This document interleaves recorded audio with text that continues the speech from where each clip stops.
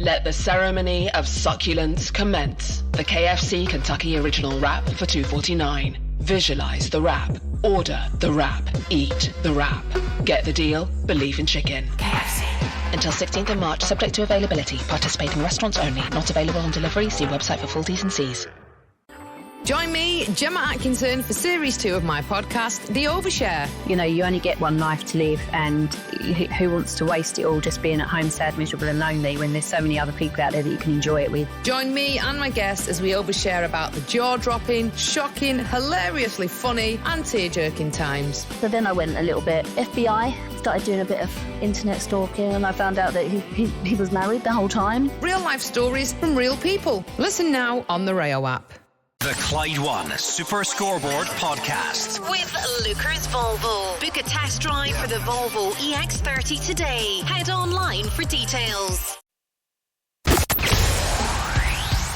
It's game day, and this is the home of Scottish football. It's Clyde One Super Scoreboard.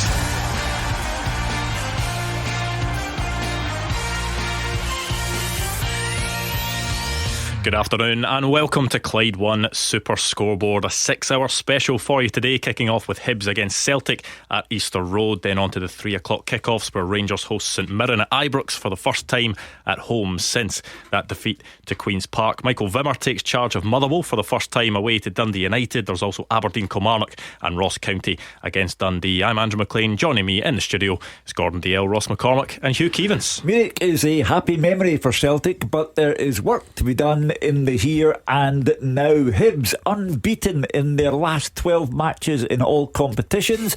They've only lost one goal in their last 5 games, but Brendan Rodgers' aim is to finish the season on a high by winning the treble for Celtic. His team can go 16 points clear of Rangers before Philippe Clement's side take on St Mirren on a day when the mood at Ibrox will be celebratory and not condemnatory as it might have been following that Scottish Cup disaster against Queen's Park. And you can thank the 49ers for the mood swing. Daz, I am a 49er, born 1949. Oh, is that right, Hugh? Correct. 49? Oh, yeah. You're certainly a 49er. I was born in 62. I've got to say there's some really good glamorous games this afternoon. I'm looking forward to Hibs Celtic. You know, brilliant at the midweek, you've got to say. Probably a few changes today. We'll hear the teams from Gabs once we go over Easter Road. But even down the card, you're looking at Rangers, St Mirren, Aberdeen, Kilmarnock, another big one. And then you've got, 10th v 11th? A real important one. I know we're still in February, but there's only 2 points between Ross County and Dundee. And will the new manager bounce eventually kick in for Motherwell at Tannadice this afternoon? And the biggest game of all eyes will be in Firhill this afternoon. Yes. Absolutely. Mark Wilson in the dugout instead of in the Super Scoreboard studio, so we will keep you up to date on how Partick Thistle, Brian Graham, Mark Wilson are getting on against Airdrie. Some people will go to any lengths to avoid giving you a run home after the programme. We'll even manage Partick Thistle. You'll still be texting him. It's sort of local enough that you'll still be texting him asking if he can swing by here on his way home. That's a good idea. I'll do that now. Yeah, we'll see how that works. We'll see what type of mood he is come 5 or 6 o'clock. But as we say, a lot of good 3 o'clock kickoffs, Ross, but a real good one to start things off at 12:30. Hibs against Celtic. Yeah, massive day in the Premiership today, Andrew. Particularly I'm looking forward to Dundee United Motherwell. You get the new manager at Motherwell. As has just been mentioned, will we get the new manager bounce? Or what no one's mentioned yet is if the results go right for Dundee United, they go third. What a season that is for Jim Goodwin. Absolutely incredible. So some big games. Ross County Dundee again, as the Dazzler said, there's only a couple of points between them, so it's a massive game, even though we've still got a number of games left this season. So a big day in Scotland. Looking forward to it. Yes, we'll be bringing you all that action through until 5 o'clock, and then at 5 o'clock it will be the open line. We'll get to speak to you. Maybe it will be some thoughts on today's performances. Maybe you want to look back on what has been a very busy week in Scottish football. But for now, of course, we need to take a look at that action kicking off at 12:30 at Easter Road. Hibernian against Celtic. Gabriel Antoniazzi's there. Yeah, good afternoon, Andrew, from sunny and mild Easter Road. A perfect day for for football. Two of the form teams in the league. It's fifth against first. Here we go. Let's start with the host. 3 changes for Hibs. Chris Cadden and Dwight Gale drop to the bench. Quan is, of course, unavailable against his parent club. Lewis Miller comes in on the right-hand side, and Nathan Mariah Welsh is in as well. He makes his first start in several months in midfield. Kieran Bowie also starts up top.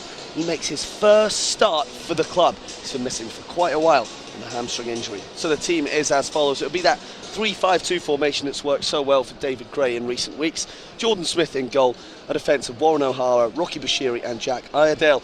Lewis Miller and Nicky Callum will be the wing-backs, with Nathan Mariah Welsh, Neco Triantis and Josh Campbell in midfield. Kieran Bowie and Martin Boyle are up top. Substitutes: Bursic, Ekpateta, Newell, Chris Cadden, Obita, Hoylett, Gale, Molotnikov and Kushorevich. Celtic also make 3 changes from Tuesday night at the Allianz Arena. Perhaps a bit surprising, it's only 3 after their exits in Germany. It shows just how seriously Brendan Rodgers is taking Hibs. Jeffrey Schlupp, Rio Hatate and Jota drop to the bench. In come Greg Taylor, Luke McCowan and Adam Eder.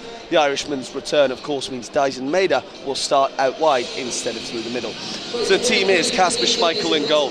A defence of Alistair Johnson, Cameron Carter-Vickers, Austin Trusty and Greg Taylor.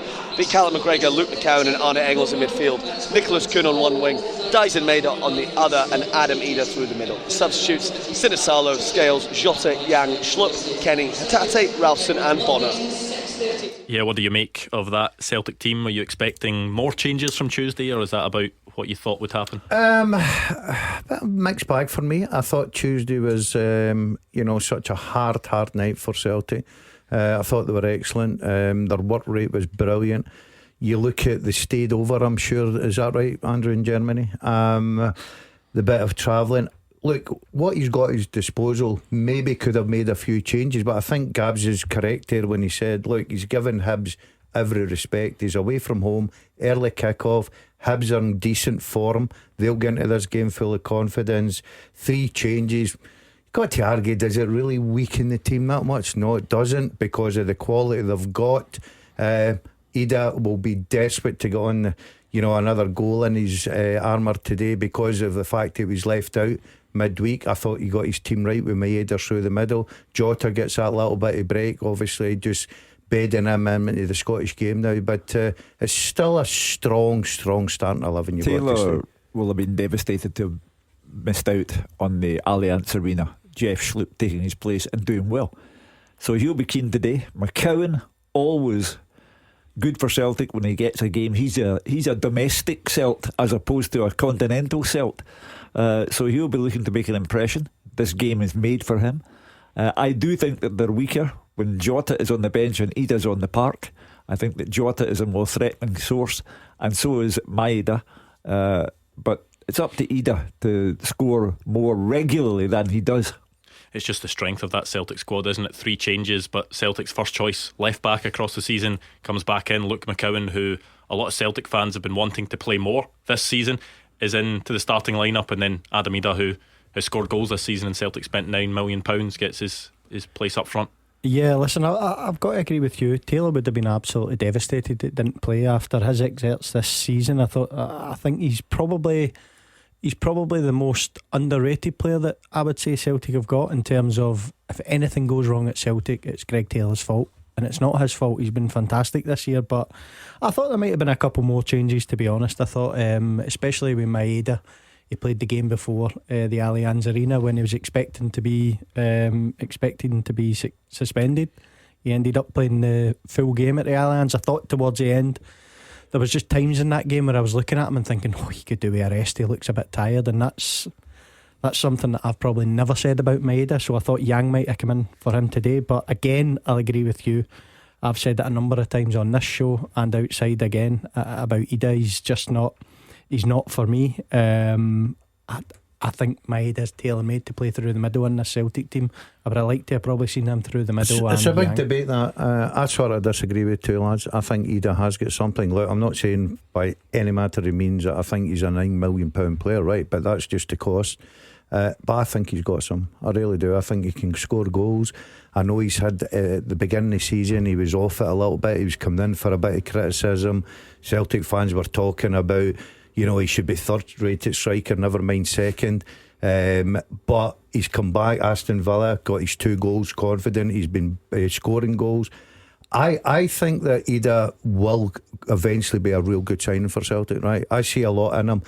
If I'm picking my strongest team, I'm going with Maeda through the middle, because I think he's dynamite through there. But in a game like this today, away from home, where he might have to play a little bit direct sometimes, I think Ida is the perfect guy for it. Do you know what? It's a fantastic mind game in Glasgow and at the other side of the M8 today, because there were Celtic in Munich Tuesday night, seconds away from taking Bayern Munich to extra time, but losing.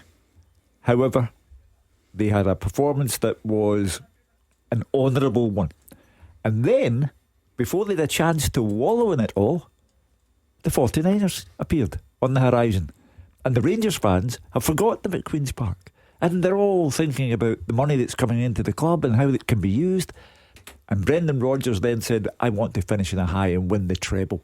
So from now until the end of the season, it's all about the mind games created by the Rangers fans who were in the depths of despair and now believe there's a brand new tomorrow coming, and the Celtic players, management and supporters who are saying, really? Well, we'll show you.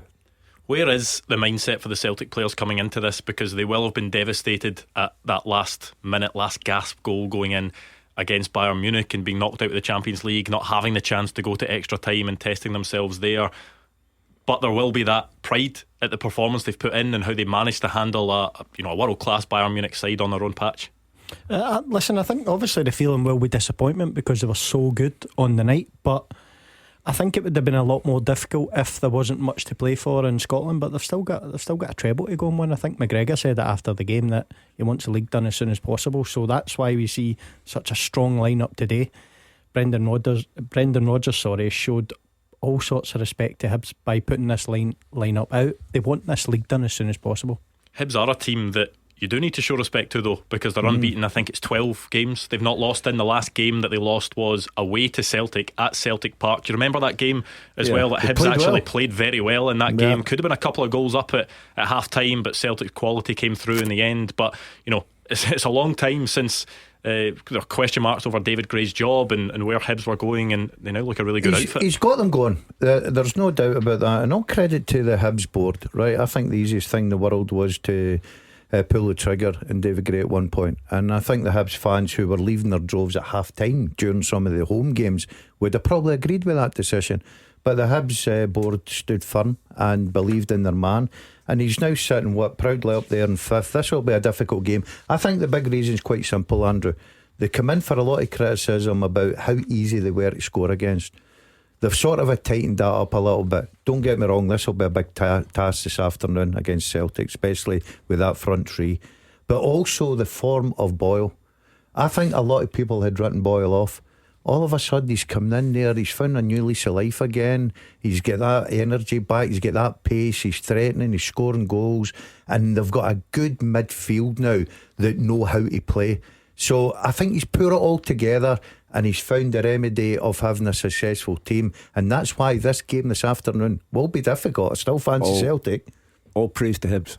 But if you're Celtic, if you're Brendan Rodgers, you are desperate not to end the Munich week by losing points to Hibs. It's, as I say, mind games everywhere you look. And I think that the Celtic mindset is, let's not diminish what we did on Tuesday by making a mess of it on Saturday. Hibs have a good record in that run that they've had against, in sort of games that you'd maybe label as bigger games. They beat Aberdeen at Pittodrie, they beat Hearts at Tynecastle, they got that draw, Rocky Bashiri scoring late on in a 3-3 game against Rangers, then beat Aberdeen in the run as well again, this time at Easter Road. So they've shown in those bigger games that they can do something. But if they can really do something against Celtic today, get some sort of result, that would be even further confirmation at how well things are going for David Gray and Hibs. Yeah, listen, they have had some great results, but make no mistake about it, this is a different kettle of fish. This is a Celtic team that are on a roll. They are powerful, quick, clever. It looks as if right now no one, especially domestically, can stop them. So it's going to be a big game for Hibs. I think I look at the key areas, as always, usually for Celtic, for me, is out wide, how the wingers play. Now, if them wingers are on their A game today and they push the wing backs for Hibs back, it's going to be hard for them to get out. They need to find a way to get through that Celtic press and get out, otherwise it could be a long afternoon. Is that quite an obvious choice, the fact that, you know, quite often we've seen Hibs go with the Cadden twins out wide? Nicky Cadden is playing this game, Lewis Miller it is that's playing at right wing back. Is that maybe just more of a defensive option for Hibs than it would be otherwise? Look, it doesn't matter the formation, it's how you use the formation. You get back to months ago when Rangers went there in the first 25 minutes. Rangers absolutely destroyed them because Hibs pushed their two wide men, their two wing backs so high up the pitch. They were asking their centre backs to break into middle part, and they get caught all over the place. He's changed that. They've now got a good formation. The minute they lose the ball, they get into a good shape. They'll try and make it difficult. Ross is right. You've got to plug the gaps this afternoon, because the movement from Celtic from middle to front will be very, very good indeed. They've got to concentrate, they've got to plug the gaps, they've got to get their distances right, and I think they've improved immensely in that. I really do. But I still think, like the guys, it'll be a massive task this afternoon, because if Celtic show up and play their A game, there's only one winner. Gordon mentioned Martin Boyle's form, the fact he's come back into things. David Gray has managed to turn around the form of a few players. One player in particular last weekend that did brilliantly for Hibs, Rocky Bushiri. A lot of people saying that against St Mirren, that 0-0 draw was maybe his best game in a Hibs jersey. At times we've seen the worst of Rocky Bushiri, at times we've seen what a player he can be, but he'll need to be one of the players on the top of his game if Hibs are to get a result today. Well, yeah, you're right in saying that. I think at times we've seen absolute calamities from him, to be honest. But remember, it all came in that 3-3 game against Rangers, where at one end of the park defensively he was all over the place, but ended up showing real qualities in the other box. I remember the Dazzler saying I'd play Martin Boyle at the back and get Bushiri out of there before he does any more damage, and I said to him I'd play Susan Boyle to get Bushiri out the road. But big games, big goals. Rangers 3-3 draw because of Bushiri. Ayr United in the Cup, Hibs win. The head of Bushiri yet again scores the winning goal. So he's the man for the big occasion. Aberdeen 3, Hibs 3. The goal scored by Rocky Bushiri to make it 3-3. That's the biggest one, isn't it? That's the one that kept David Gray in a job. Make no mistake about that. I think if that would have finished 3-2, I reckon it might have been too much to come back from for David Gray. So he's effectively, with that goal, kept him in a job. That game was a massive turning point in the season, wasn't it? We now see where Hibs are battling up there in the top 5 in those European spots. I think they've got a big game against Dundee United.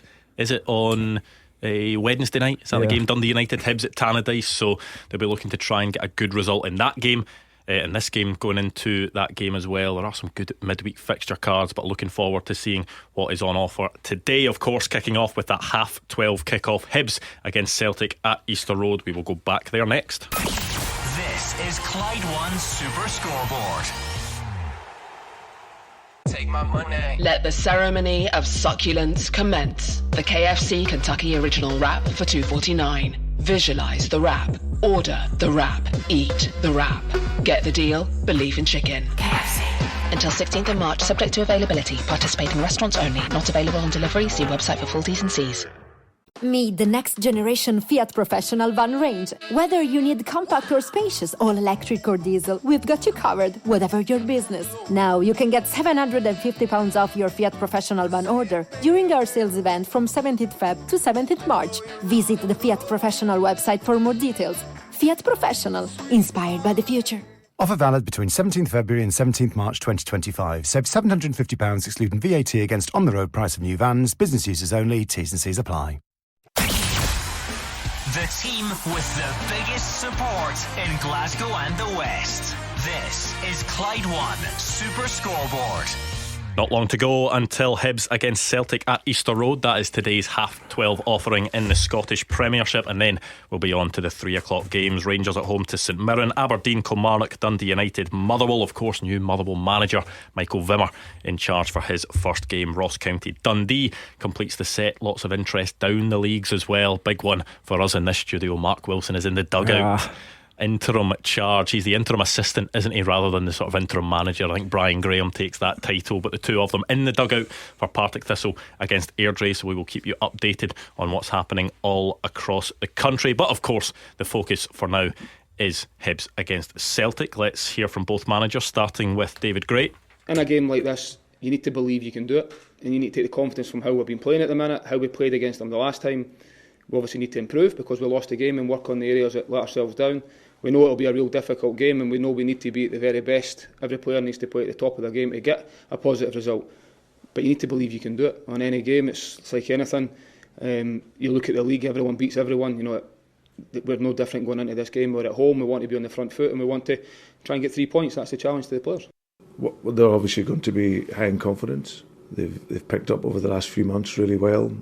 Delighted for David. Managers need time, you know, and especially young managers coming in. They need that time, and but he's turned it around really, really well. So they look a team that's got confidence. They're very happy in the structure, how they play.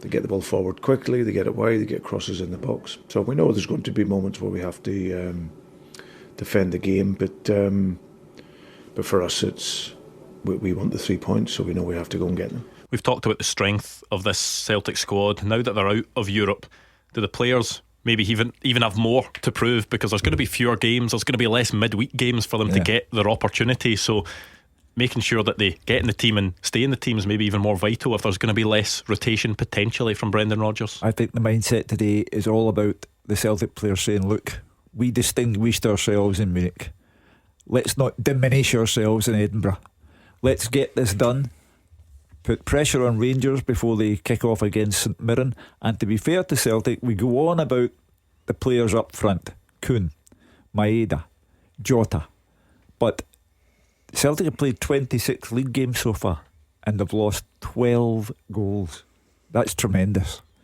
So the defence is doing its job, up front they're doing their job, and they're playing a Hibs side that they're peculiar. They've scored 37 goals, they've lost 37 goals, but they have gradually gone up that table, and that is to their great credit, because when they were bottom, I honestly thought there was serious trouble in Edinburgh for them, and in particular for David Gray. But 10 out of 10 for the way that they've come back. But I think today Celtic are in that frame of mind which says, let's not come down off the cloud. We got a terrific result and performance against Bayern. Let's not blow it in Edinburgh. Can today's result essentially sort of define this week? If Celtic go out and they put in a good performance and get the victory, then this week can be looked at, you know, proud performance in Munich and then a great win in the league. The other way around, if Celtic don't go out and do the business, then people may look at it as crashed out of the Champions League and then didn't get the result they were wanting at the weekend. Yeah, it's fine margins, isn't it? I don't think you can take anything. It doesn't matter how it goes today. The progression of Celtic in Europe, I don't think you can take anything away from them, although they did crash out of the tournament. This is different. This is your bread and butter, and it shows you the fact that Brendan Rodgers has respected this fixture so much. Because I'm with Roy. I thought he could have made a little bit more changes. You look at, he could have let Ralston come in there. He could have changed, maybe trusted with Scales, guys that can play, no doubt about it, and can handle going to Easter Road and still winning. But he's only changed three players, and he's decided to go as strong as he possibly could. Look, I don't imagine that Celtic will drop anything. They've had a lot of fixtures, a lot of games, but he's managed them absolutely brilliant, and I don't think he will allow those standards to get down. Yes, if they're off it, can Hibs punish them? 100%. I don't think they'll be off it. Just saw that wide shot of Easter Road there. Would you expect there to be maybe more home fans there, just given the form that Hibs are in at the moment? A little surprised by that, Andrew. You're correct. And I think they also restrict away fans at Easter Road. I don't remember very many Rangers fans getting in for the 3-3 draw there. The Celtic supporters who will be there today will want to pay tribute to the team. But as I said, Munich was Tuesday. There's work to be done in the here and now, and the team reflects the manager's approach to his business today. He's picked a strong Celtic team. He wants to get the league over and done with and then concentrate on the winning of the treble. And they need to beat Hibs in that as well, because Hibs are the next impediment where the Scottish Cup is concerned on the 9th of March there at Celtic Park. So Brendan Rodgers today wants to lay down a marker. Well, I think the players are just getting ready to head out the tunnel. We can go back to Easter Road and build up to kick-off with Gabriel.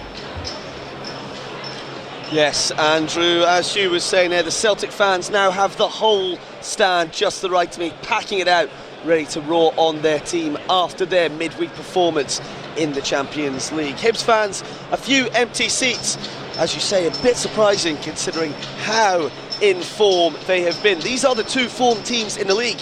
In the last 10 games in the Premiership, these sides have picked up more points than anyone else. And what a turnaround it's been here at Easter Road since the club backed manager David Gray at the end of last year. Seen them rise from the foot of the table up to 5th place. They're undefeated in their last 12 matches since losing to Celtic.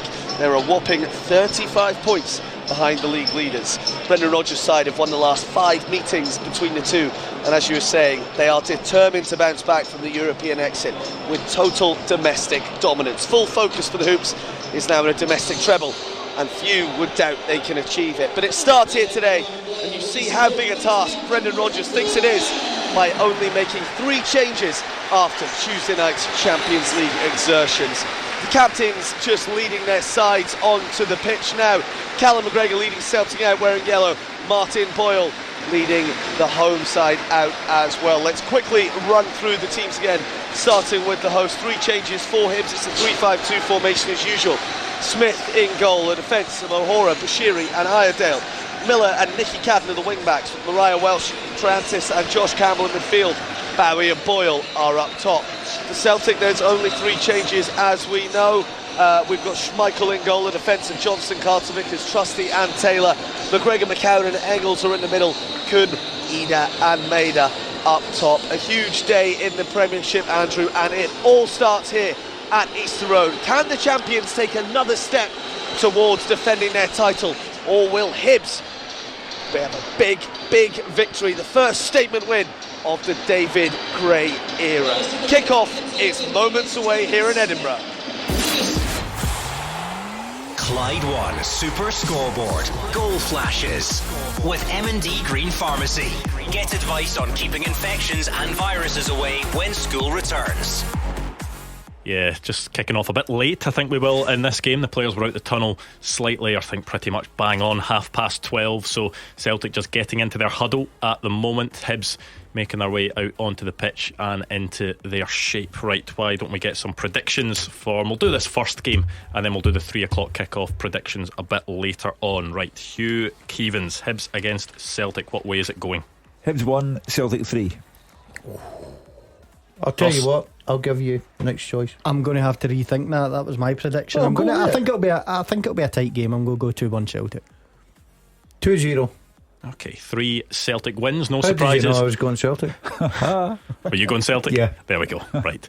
Yeah, no surprises from these 3 in the studio. Will there be a shock on the cards, or will Brendan Rodgers' side continue that domestic dominance and manage to get a victory over Hibs at Easter Road? It is always one of those games, I feel, when you see it on the fixture calendar, that it just has a nice look about it. Hibs against Celtic at Easter Road. There's normally some good drama, some good action in these fixtures. Brendan Rodgers has lost at Easter Road before. I remember 2-0 for Hibs. He actually had that record, I think.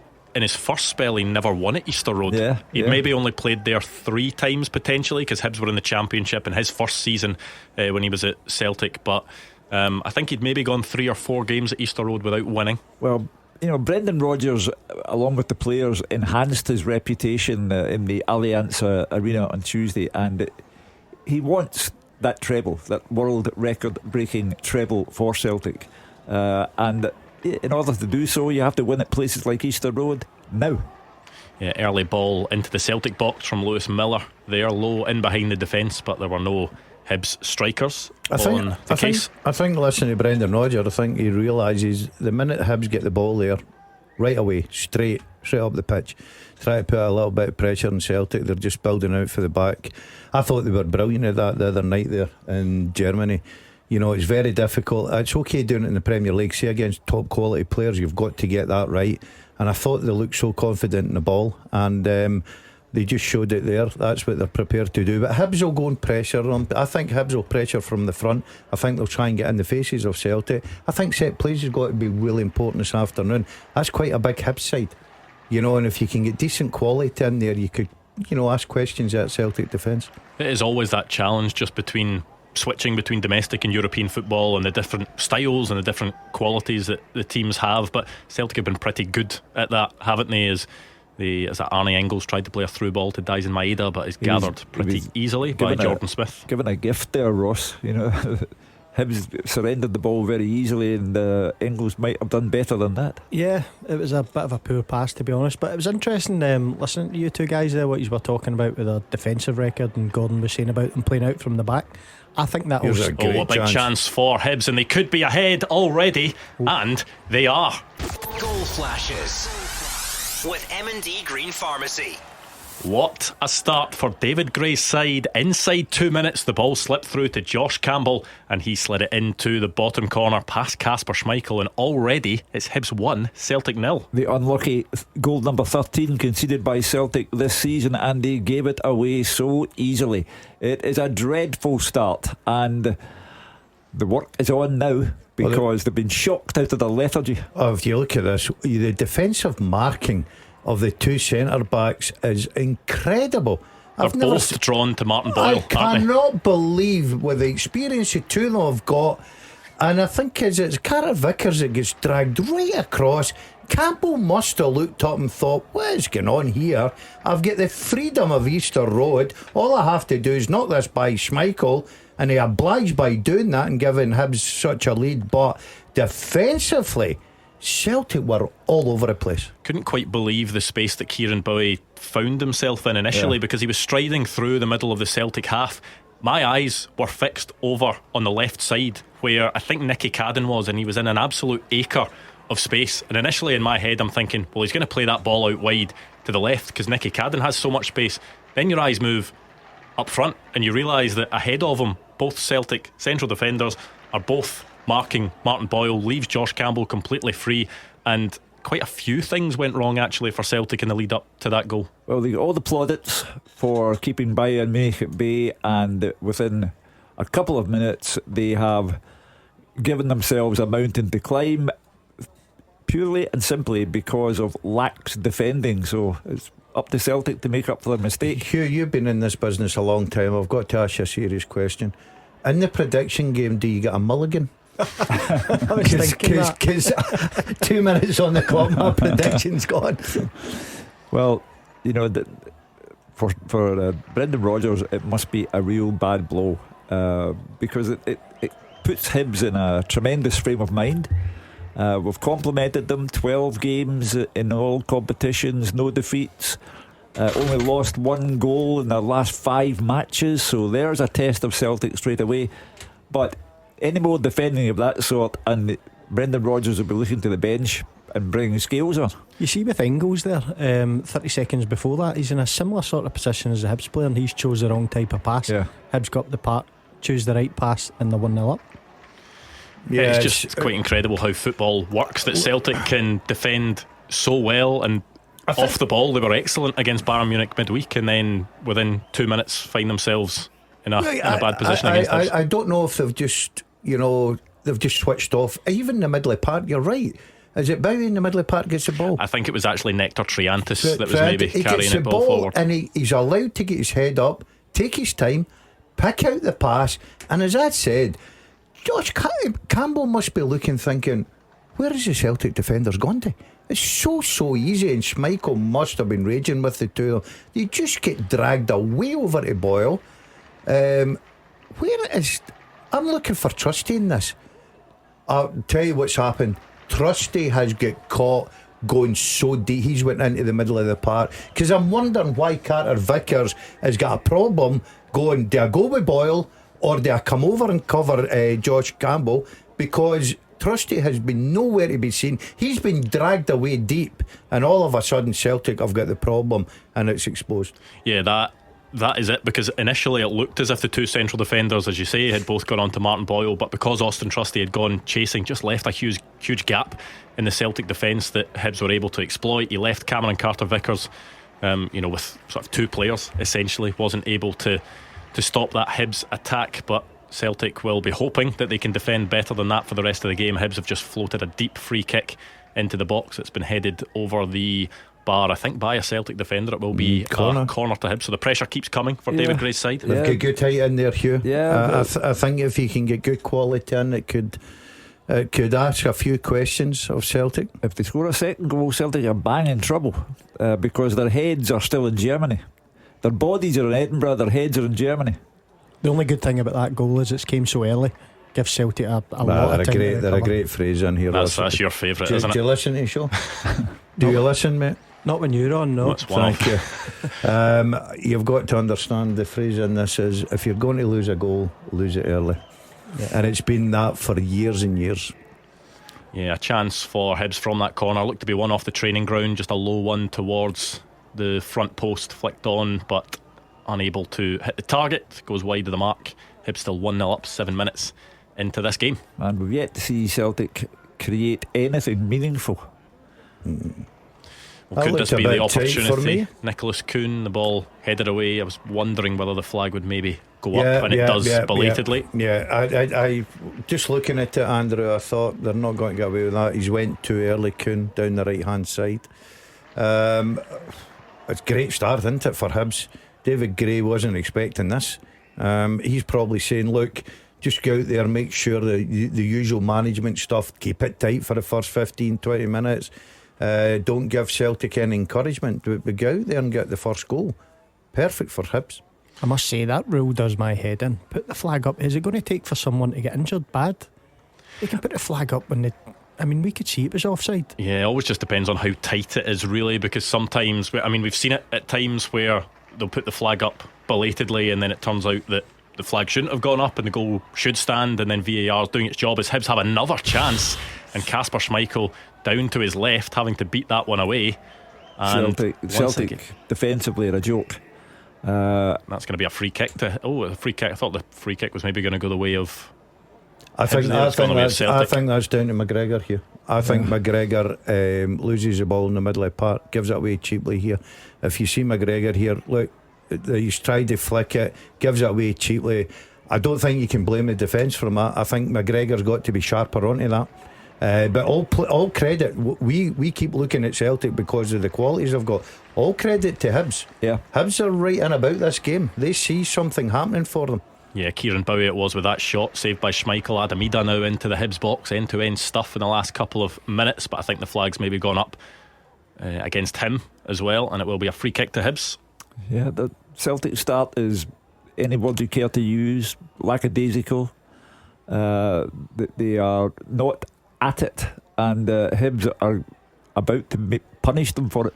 Yeah, Hibs are really taking the game to Celtic, because you can always tell when you're watching it on TV that a replay will be happening and say Hibs get a goal kick or they get a free kick. They'll be showing a replay. By the time the replay's finished, Hibs are halfway up the park and trying to do something. They're not hanging about and trying to extend their lead, but we know the dangers that Celtic can have in the final third as Nicholas Kuhn cuts inside and passes the ball flicked into the box. That one's not going to cause any problems for Hibs. You wonder if Brendan Rodgers is having second thoughts about his decision to make only 3 changes. An awful lot of players out in that park just look as if they're not on their A game, as Ross called it. They've not got any of the pace of the game yet, Hugh. I think you look at some of them, you know, for instance, I touched on it, McGregor, who was brilliant in Germany, brilliant. You know, a little bit slack there, lackadaisical, going for it. You don't usually see that. They'll grow into the game, as Ross quite rightly pointed out. They've lost a goal in the first couple of minutes. They've still got plenty of time to grow into this game. Well, yes, 10 minutes into this game at Easter Road. It is Hibs 1, Celtic 0. If you're just joining us, a Josh Campbell goal less than 2 minutes into the game. Hibs so far have been the better side. David Gray's men taking the game to Celtic. He'll be happy with what he's seen so far. Brendan Rodgers, maybe some question marks over what he's seeing from his team. You see the difference that the goal has made to Hibs. You know, they're full of themselves. They're Schmeichel's already had to make a terrific save to stop it from going 2-0, and Hibs are the team who look seriously threatening, whereas Celtic look seriously off it. Yeah, any time Celtic have tried to get forward, really it's not amounted to too much, as Nicholas Kuhn's ball over the top, Daisen Maeda sort of goes for the diving header. I don't know whether he was maybe looking towards the referee as if he was pushed. You'd have scored that surely, coming in for the left hand side diving header. I don't know about that. I didn't score many headers, plus I definitely wouldn't have had the pace to get on to end it. I know that much. I'll tell you what, it's a good run, it's a good ball. It's not far away, is it? No, it's a good run and it's a good ball. See if he opens his eyes, I think he's got a chance of getting that. VAR not worth a look. There wasn't too many claims. I think just from that second replay that we saw, you wondered whether there was maybe a push or a pull of the shirt. There didn't look to be too much on it. It was maybe just another chance for Hibs as they necessary pressure from the Hibs defender, as once again Lewis Miller with a low ball into the box. A really good looking ball that, wasn't it? That's a great ball. The flag has gone up on Martin Boyle, but yeah, that ball from Lewis Miller. I'll tell you the one that looks very shady to me at the start, and I like him, is Trusty. I think he's getting caught with the movement. He doesn't know where to begin with the forward. He doesn't know where to drop off. He's causing Carter Vickers a little bit of a problem in the back line.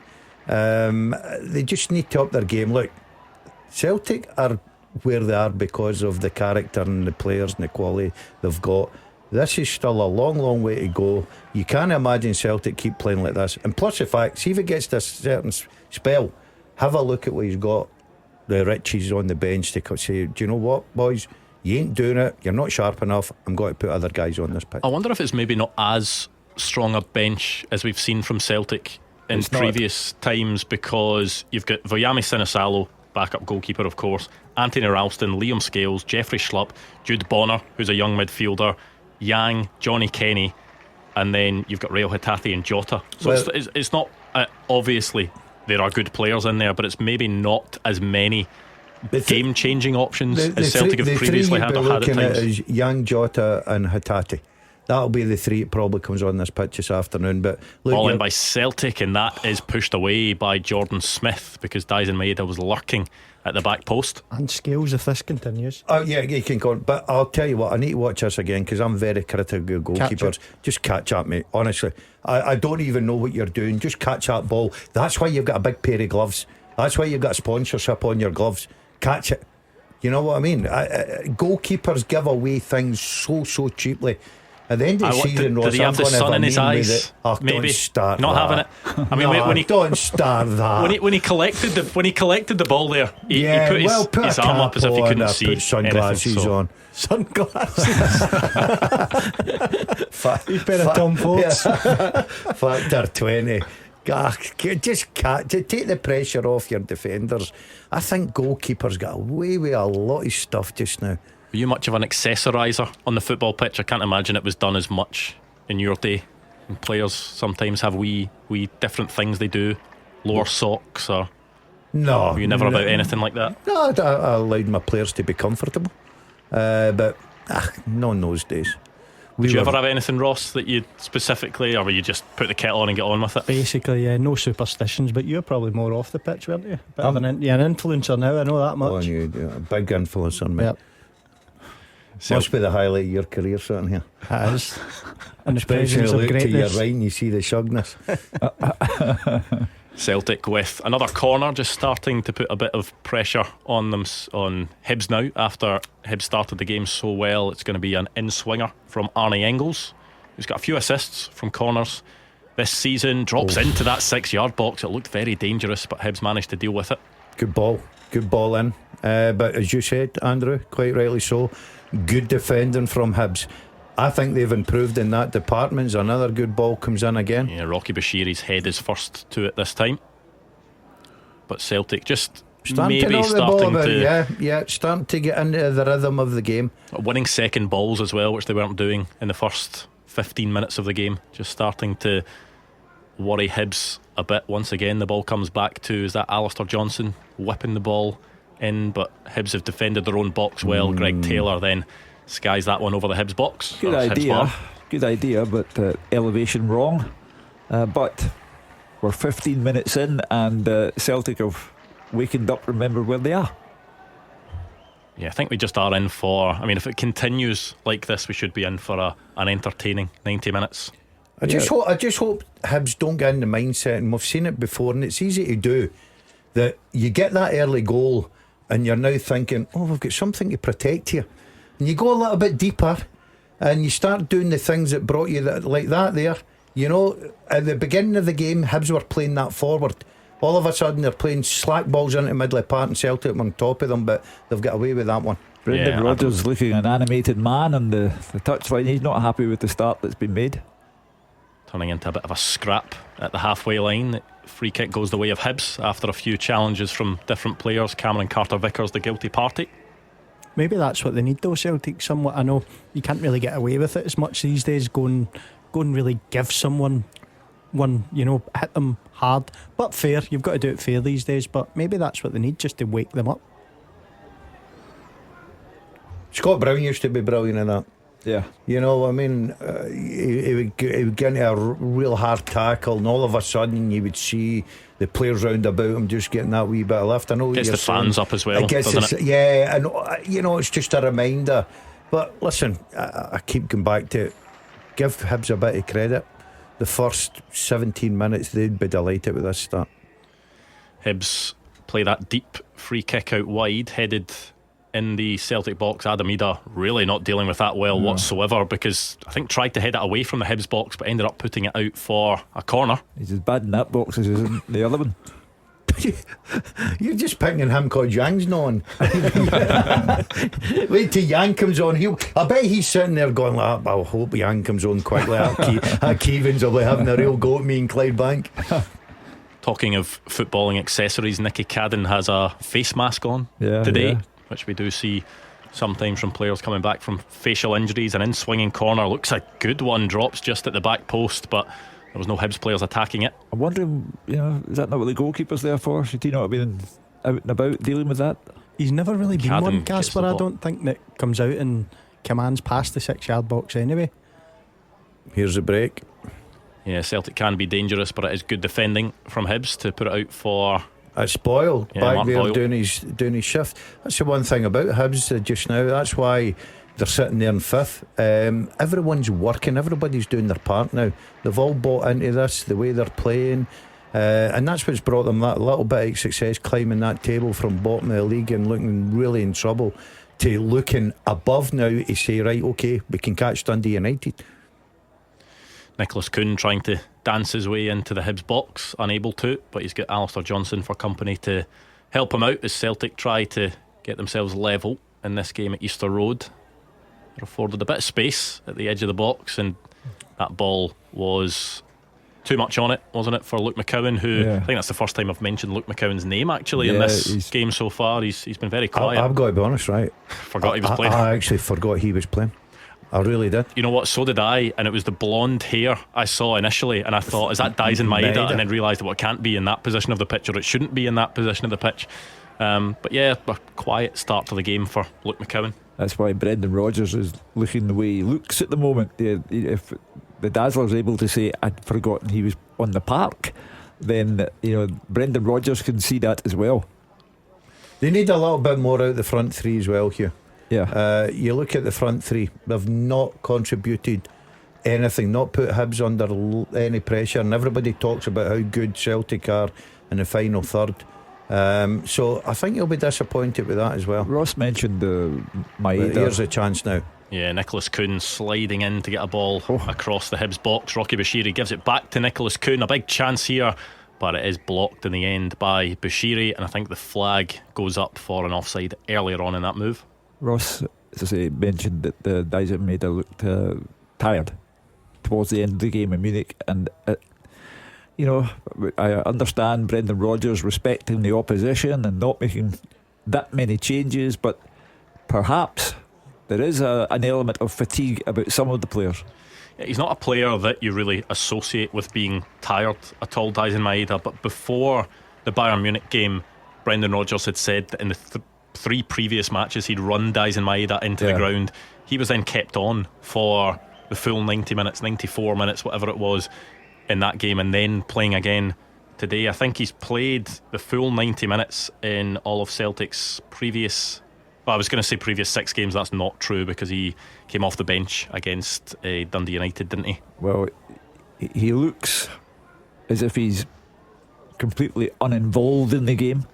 Keevins had 1 or 2 moments, but not his usual self.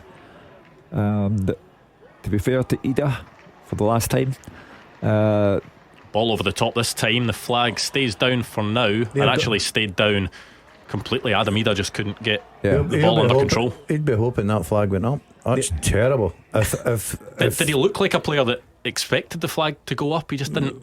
It didn't look as if he made a big effort to control the ball. As Dalziel Maeda has a chance, and that is a big block by Warren O'Hora. You know, the ball through to Adam Ida is an absolute gift. It's begging to be stuck in for the equaliser, but his touch, he didn't have a touch. No. But that's a little bit of danger. Maeda come in from the left hand side. I don't think it'll be long before Celtic realise that Hibs are so high and will catch him out, whether it be a midfield runner going and beyond. I don't think it'll be too far away. I agree with that, because Kuhn has been caught a few times, and obviously if you're playing against intelligent players, basically tell the wide man, look, just stay deep and I'll make the run and I'll time it and obviously punish them. You're right, Hibs are pushing, they've got a high line, Hibs, and so far it's worked, because they've caught Celtic offside a few times, especially down the right hand side of Kuhn. But you're playing against intelligent players that soon work that out very quickly. They are just starting to get pegged back a bit, Hibs, aren't they? And sitting pretty deep inside their own box as Celtic try to work something. And that ball from Nicholas Kuhn, Dalziel Maeda at the back post knew he was offside, just had to leave it, goes out for a Hibs goal kick. Well, it's not the start that Celtic anticipated. Quarter of the game gone. Jordan Smith in the Hibs goal has not dirtied those sponsored gloves that Daz was talking about. So Hibs deserved their lead. And Nectar Triantis decides to go long this time. He's a player that has really come onto a game for Hibs and has been fantastic this season. I remember when he first came in on loan from Sunderland last season, and he had a game against Rangers and he was playing at centre back and he really didn't look at it whatsoever. But Hibs got him back on loan this season. He's playing in midfield and he's been one of Hibs' best players this season. As Greg Taylor goes into the book, looks pretty bewildered the first by it. of the game? Yes, first book in will the game? be. Yeah, he's been in a little bit high there. Not quite sure that he's got a lot to complain about, does he? It's a classic heavy touch, overstretching. Yeah. It's just a yellow card every day of the week, isn't it? I think he's been very keen since the game started to prove that he should have been the man to start in the Allianz Arena instead of Schlupp, and he's got carried away there and he can have no complaints whatsoever. He's probably a little bit lucky that he's not 5 or 6 inches higher. If he is, then the ref's got a right decision to make. Yeah, the deep free kick is once again floated into that box, and I think the header was maybe won twice by Kieran Bowie for Hibs, but wasn't really able to get any sort of power or direction that he wanted on it, and Kasper Schmeichel able to gather in the end. Long afternoon for Taylor now. Yeah, you don't want to be putting about. Do you know, I'm thinking there, we always make excuses, and you can go back to the Maeda thing about how many games he played and the running and whatever he's done. The captain plays every game, every single game. So I don't think Brendan Rodgers, as much as he says, look, I've ran him into the ground, he's played most games, but that's just the way it is. I think if is it different when it comes to Callum McGregor and Dalziel Maeda, though? I imagine, not knowing their running stats, that Dalziel Maeda will do a lot more than Callum McGregor. I think you'll do a fair bit of run in the middle. He'll still do a lot. But I imagine you look at. But he's played every game. Yeah, you know what I mean. Unless he's injured. Doesn't matter if they're a big game coming up on the Tuesday night and they're playing a small team on the Sunday. McGregor plays.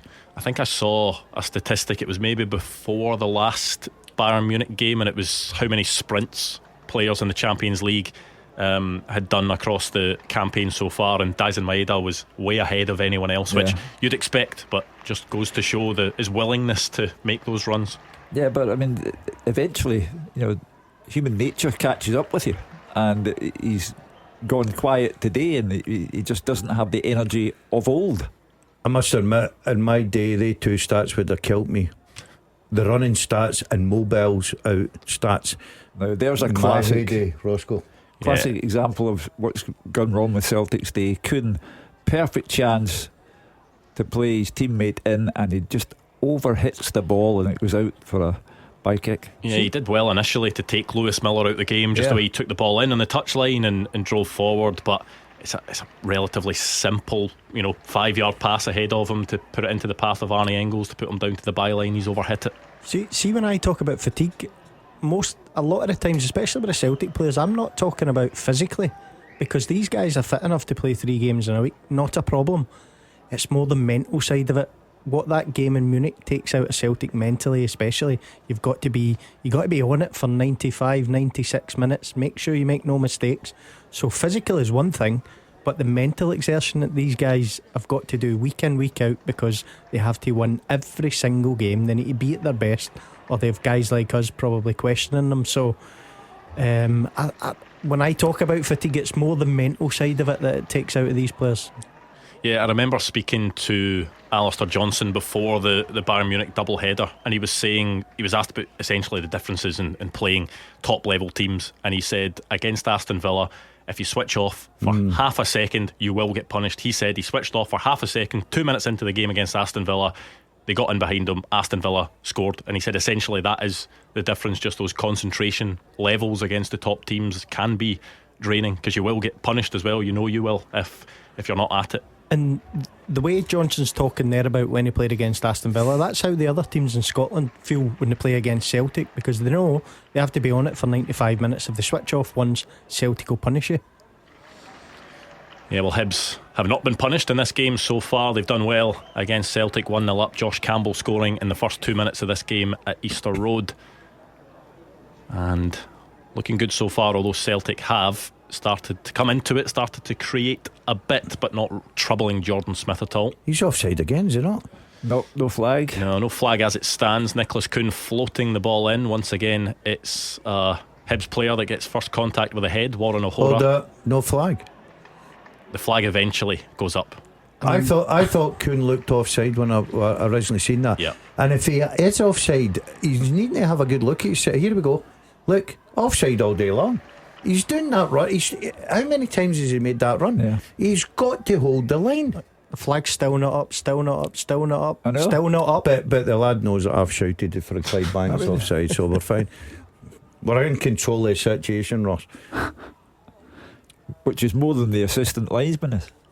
Well, that's the thing. He needs to in those situations, and I get it if there is a big gap and it's very obvious, then put the flag up. But if it is tight, and the thing is, I always think, we saw the still there. I would never be confident saying Nicholas Kuhn is definitely offside there, because I have seen so many incidents where at times you'll think they're onside, at times you think they're offside.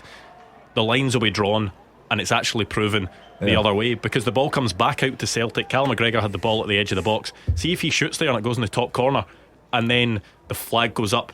They then check it. If Nicholas Kuhn was onside at that point, which could have happened, then the goal would stand. But if he had put his flag up straight away, then that would have never come about. So Celtic would have not had a goal that they otherwise would have. Well, we're spending so much time talking about that because there's nothing else happening. Celtic just with possession in Hibs half, but not actually doing anything with it. I think Celtic have got to look for our midfield players making late runs here. I think there's a chance for Celtic in this one.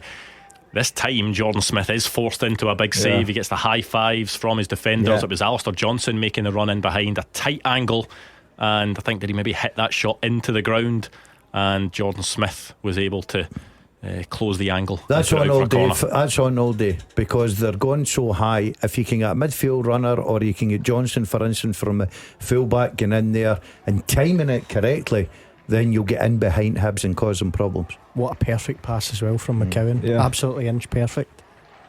And to be fair to Johnson, he's done all I think that he could have done, and the goalkeeper gets the credit for the save. Yeah, another corner for Celtic to be taken once again. Luke McCowan with the in-swinger, but Hibs have been good at that, making sure they're getting the first head on the ball at Celtic set pieces or any balls into the box. They're a big team. If you look at that box now, they're 6 foot plus in there, nearly every single one of them. So they'll relish that, going and trying and win those balls coming in. But it needs to be a real bit of quality. But Celtic's starting to just get their foot around the ball now. Would you expect? It's taken them 30 minutes. and Hibs just trying to hold that high line. Celtic trying to work it down the left this time, but you just wondered with Nathan Mariah Welsh there when he put his foot out, sort of a lazy leg to try and clear the ball, and who was it that went down under that challenge? But it was the way that he instantly put his two hands up in innocence. I don't think that was a penalty. I'm not sure there was enough contact there. You just wonder, you always think when a player so quickly protests their own innocence that there may be something in it, but there was no claims, and certainly I don't think that one will be checked. But Hibs are fine for now. Half an hour into this game. The only consolation for Celtic is that Hibs have dropped out of it to a degree, and it's all Celtic at the moment, so they have to try and capitalise on their superiority before half time. Is that what is tough, Ross? That like how Hibs started the game, pretty impossible for them to maintain that for prolonged periods in this game against this Celtic side. It is, yeah, but it's not too different from what Celtic had midweek away to Munich. I'm watching the game thinking Celtic can't keep this up, but they did. Obviously it's more difficult for Hibs. Celtic have got better players, but no, they're 1-0 up and they're entitled to retreat a little bit. They just need to be a little bit more careful with that defensive line, because as we've spoke about a couple of times, I think that's where the goal's going to come from. A runner from deep getting in and probably playing it across the front of the 6-yard box. Unless Ingles puts us in the top bin. Yeah, free kick to Celtic. What's that, around 25 yards out potentially? He's got to have a go, eh? Yeah, you'd think so. You could just see Callum McGregor after that free kick was given, just sort of geeing up his teammates, telling them to just, it's probably further out than 25 yards, that, isn't it? Yeah, if he beats the goalkeeper for there, I'm subbing the goalie. It would need to be a spectacular strike, this. Yeah. And it is going to be the right foot of Arnie Engels. He goes low, goes through the wall, but Jordan Smith was always going to be able to gather that one. That'll be his gloves dirty now. God. Yeah, I would have taken my gloves off by the time it got there. Just picked it up, kept the gloves clean, mate. I know he was never testing the goalkeeper with that. He's sort of banking on Jordan Smith being unsighted there, but it's going to take quite a lot of players to unsight him to be able to find the bottom corner. Maybe that's sun in his eyes. Yeah, he could have took 10 steps to his right though and still get back. Yeah, it was a poor effort. I thought it was a bit too far out. Hibs here, chances. Yeah, I wonder if the flag may go up after this, but Kieran Bowie does have the ball in the Celtic box. The strike is deflected. Kasper Schmeichel puts it out for what would have been a Hibs corner, but the flag goes up eventually. Kasper Schmeichel not happy with the assistant on the near side for delaying that flag. Let's see how close it would have been. That one right in front of him. Yeah, it was quite a lot. I mean, right in front of the assistant. Maybe he was running should down have put the wing at Tynecastle there. He was that far offside. I mean, you are entitled to expect better of the match officials. But once again, Hibs, as they did early on in this game, just winning the ball back very quickly from Celtic. Well, if another Hibs goal comes before half time, then Celtic are really in trouble. Yeah, they hadn't looked too likely in the last 15 minutes or so, Hibs, but they do have the ball in Celtic's half at the moment. They've got a couple of 3 players down on the ground now as a free kick eventually going to be given. I think a few unhappy Hibs players racing towards Stephen Maclean, looking for a yellow card. I'm just looking there when Hibs have got the ball. The balance of the Celtic's midfield three, they're all over the place. There's no balance. They're in straight lines. There's no balance. Have a look where the Celtic midfield three is just now in this free kick. The 3 of them are literally round the ball. That's why Hibs are getting, when they get the ball, they've got room in the middle of the park to take it out the other side. I tell you why Hibs, and I think Rocky Bashiri was the one that was protesting most, were unhappy there, because there was potentially 4 tackles that could have been fouls there, and I think 3 of them were by Arnie Engels. Well, he's had his angry face on for a while, Arnie Engels, so Celtic better be careful, because Taylor's on a book already, had a booking, and has to be careful. Arnie Engels lost his composure. Great ball in. Lovely ball in from Hibs, and Kasper Schmeichel's had to tip that over the bar. And I think it's maybe going to be another free kick for the flag going up for offside. But it was a wonderful delivery. Yeah. What about this for a scoreline in the early game down south? Everton 2, Manchester United 0 in that game. Are you surprised with that? No, but just, I mean, obviously Everton have been really good since David Moyes came back in. Is that 4 wins in 6 games? Manchester United are 8 defeats in 12 Manchester in the league. United have been really bad for about 10 years now. But I mean, you just wonder, can it keep going on? And clearly it looks as if it's going to keep going on. I said to you and Ross when we were sitting in the newsroom before the programme started, I said one day you'll just turn on the television and you'll see Amarim quits because he looks like a man in the wrong movie, and he's not adapting to life in English football. But everybody looks like the wrong man in the wrong movie with that Manchester United now, Hugh. Have a look at the managers, and you're not telling me everyone's got great pedigrees and they cannot get into Manchester United and turn it around. Even the players. It's looking for a second there. Corner into the box. I think they maybe got another corner there despite the protest from some of the Celtic players. Cameron Carter-Vickers maybe felt he was fouled. Carter-Vickers and Trusty are struggling with every set piece into the box. Well, look at the difference there, Greg Taylor. You know what I mean? Warren O'Hora next to him, towering over him. If there's ever a mismatch there, it's right in front of you, and that's because of well, he's changed over. I think he's got Vickers on him now. But Hibs have got good height in their team. Yeah, I think a free kick has been given for a foul on Alistair Johnson. But when you look at that Hibs team in terms of height, Warren O'Hora, Rocky Bashiri, Jack Iredale, Lewis Miller is pretty tall, Nectar Triantis is pretty tall, Kieran Bowie is pretty tall as well, Josh Campbell. So they've got plenty of players in there that do have an aerial presence, and one of them has given Alistair Johnson a bit of a knock. Yeah, clash of heads.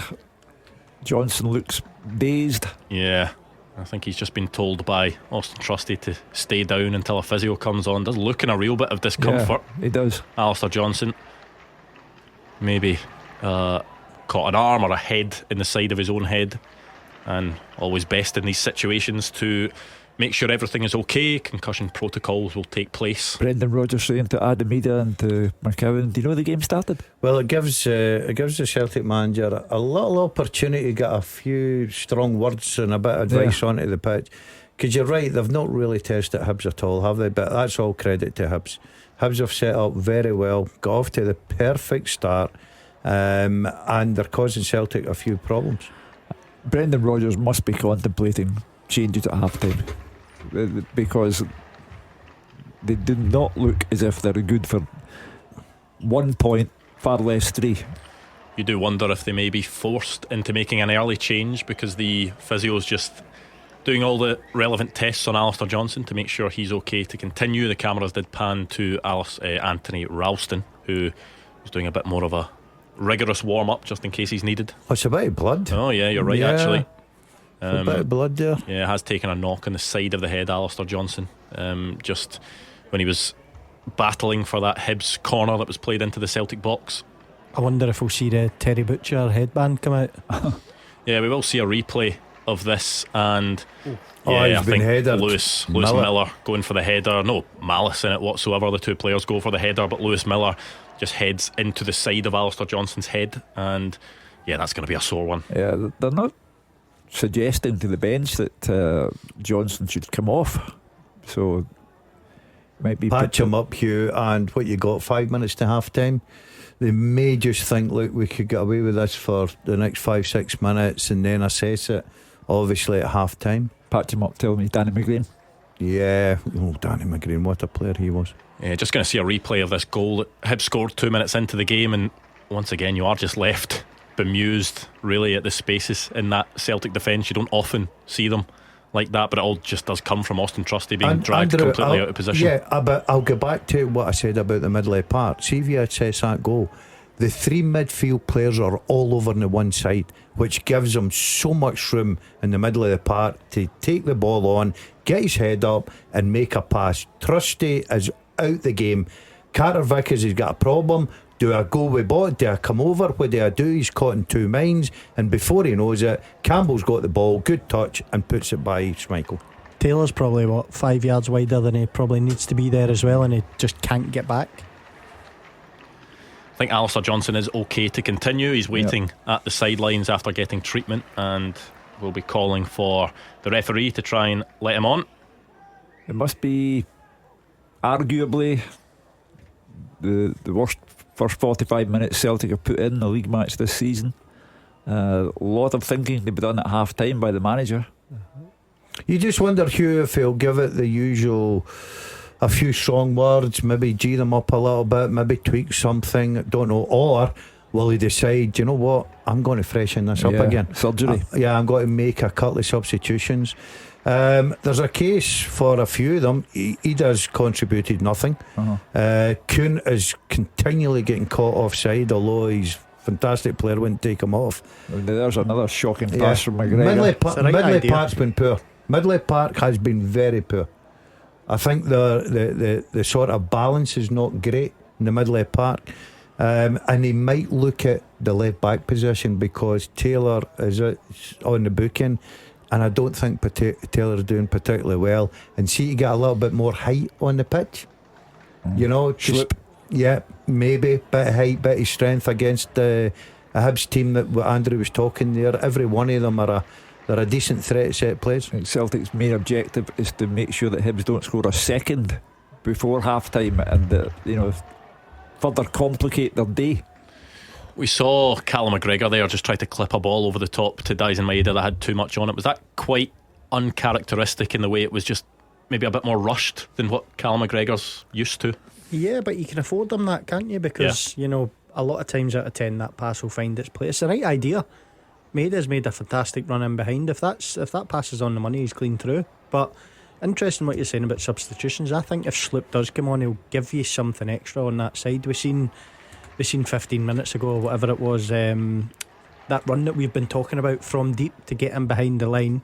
It was Alistair Johnson that provided it. Sloop will give you that on the other side as well, whereas Taylor won't. So it'll be interesting to see what happens at half time. There's a perfect example there. Martin Boyle out jumping Trusty, you know, and you've got to ask the question, have a look at the position. Why is Trusty the left centre back over on that side of the pitch challenging Martin Boyle?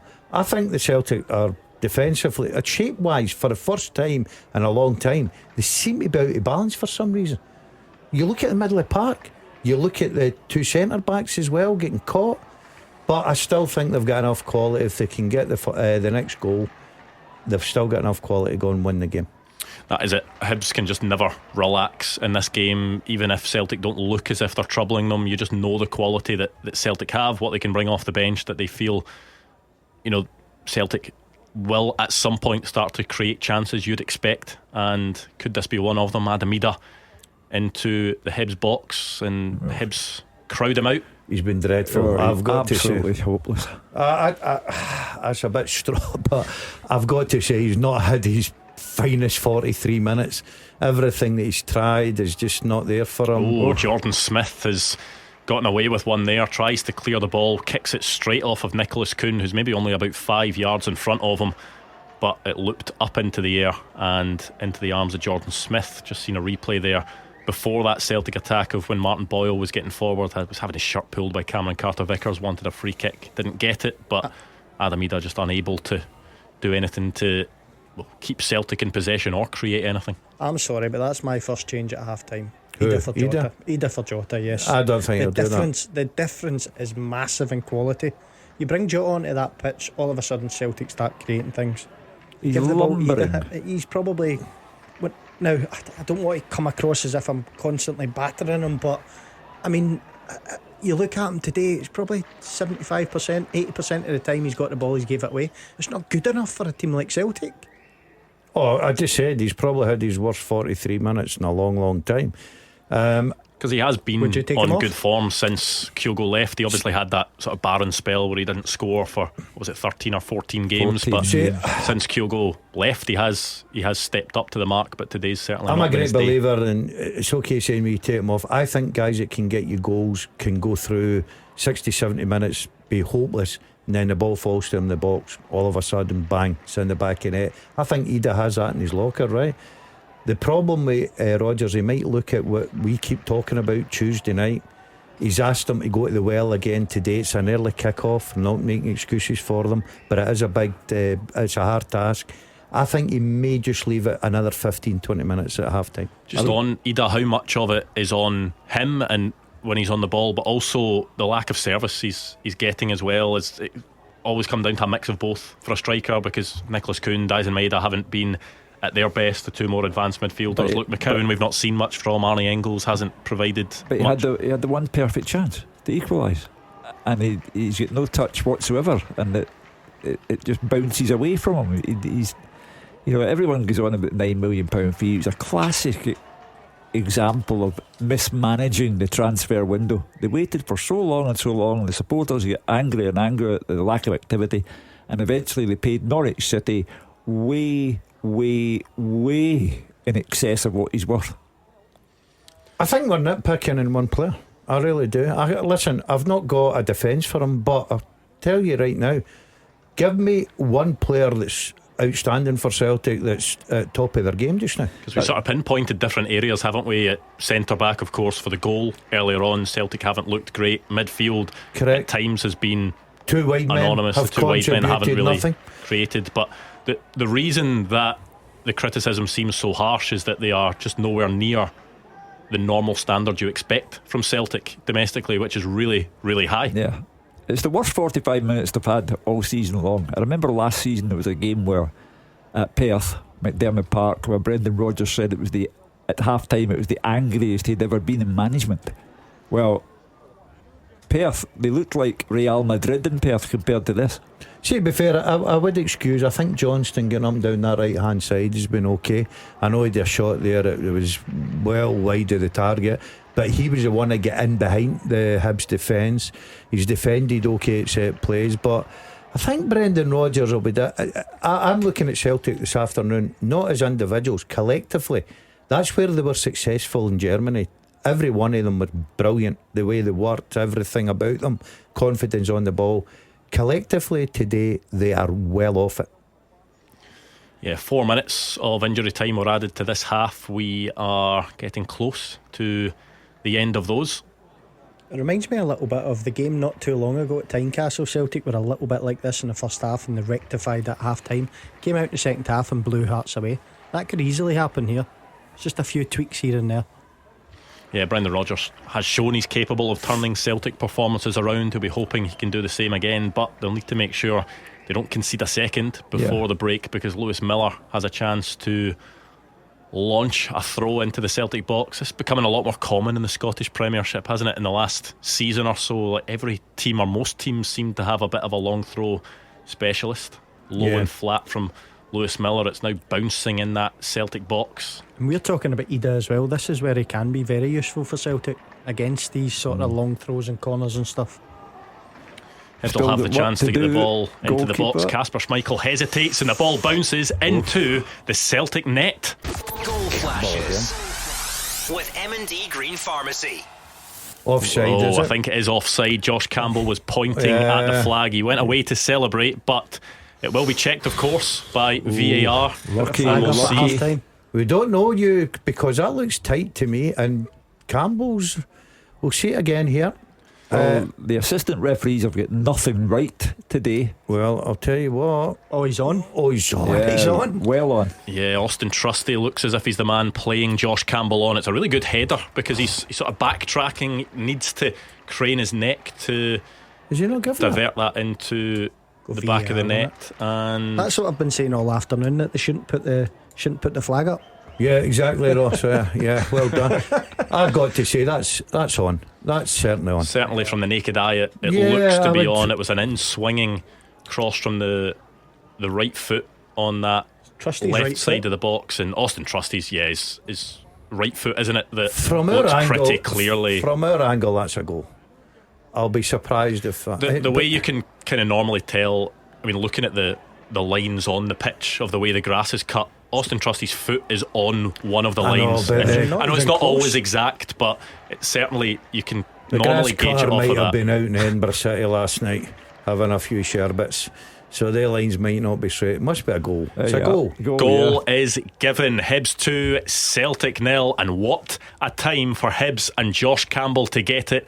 50 minutes on the clock, the goal is confirmed. They've doubled their lead against Celtic. It's no more than Hibs deserve, and it's no more than Celtic deserve to suffer. They have been terrible for the 45 minutes, and Trusty and Carter Vickers Been defensively suspect all day long, and I think the game's gone now for Celtic. Austin Trusty just so much deeper than the rest of the Celtic defence. There isn't even that ball gets whipped in. Trusty is all over the place, but let me tell you right now, ball goes to Martin Boyle. He stops the ball, he rolls it with the front of his foot, looks up, picks out a pass, and there's nobody in there to challenge Campbell as Trusty comes in late because he knows he's been caught. It's terrible defending, but brilliant from Hibs. Is that a really good header from Josh Campbell, because he's going backwards, needs to be brave because he doesn't know what is behind him, but manages to stretch and get the direction, and Kasper Schmeichel has no chance. Yeah, initially it's not Trusty's guy. He runs off the back of someone. I can't see who it is, and Trusty tries to get there and can't get there, but like you said, he's got to have a look at himself. He's a yard and a half deeper than everyone else.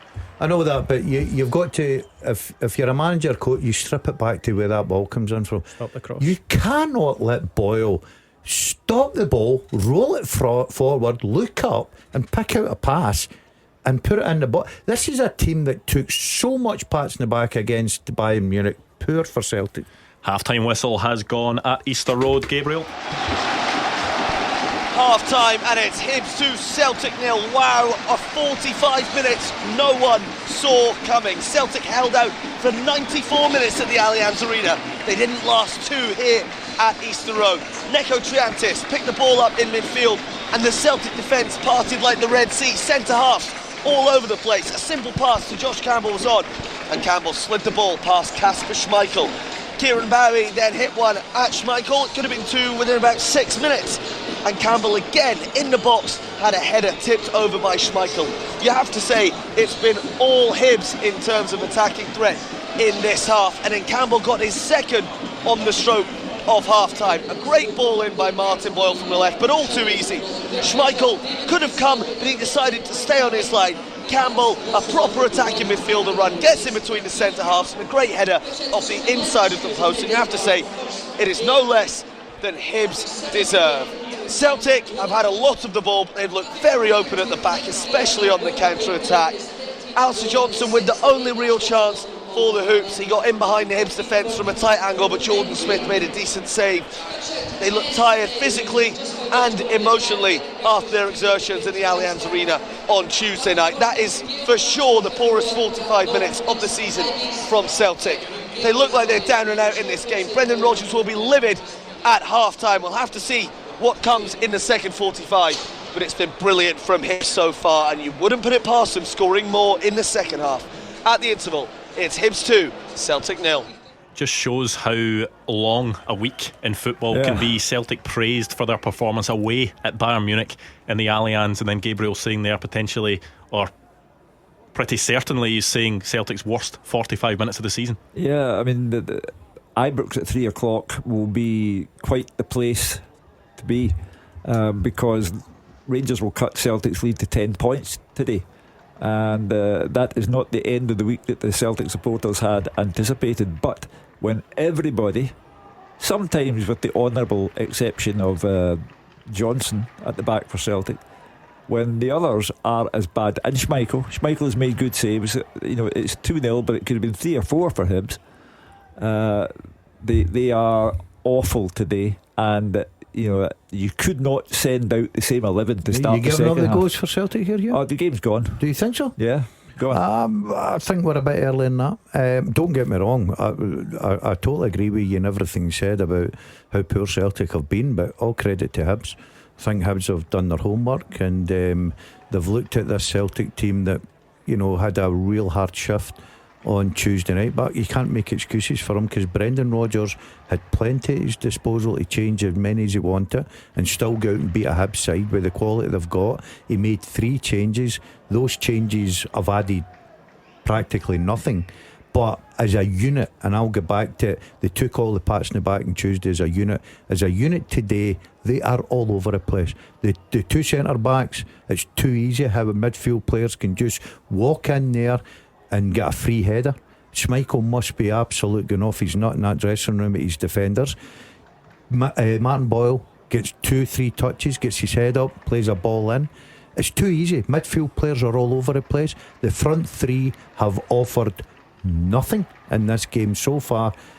I'll be interesting to see how many changes, or if he does make changes at half time. He's got to make changes. You have to be brutal about it. They have been awful, and if you start the second half with the same 11 players, then that's your fault. How big is the timing of that second goal, and how different does it make that half-time team talk for Brendan Rodgers? Oh, it's massive. Just before half time, but I've got to disagree with you there. This game's far from done. Celtic come out, get an early goal, it's game on.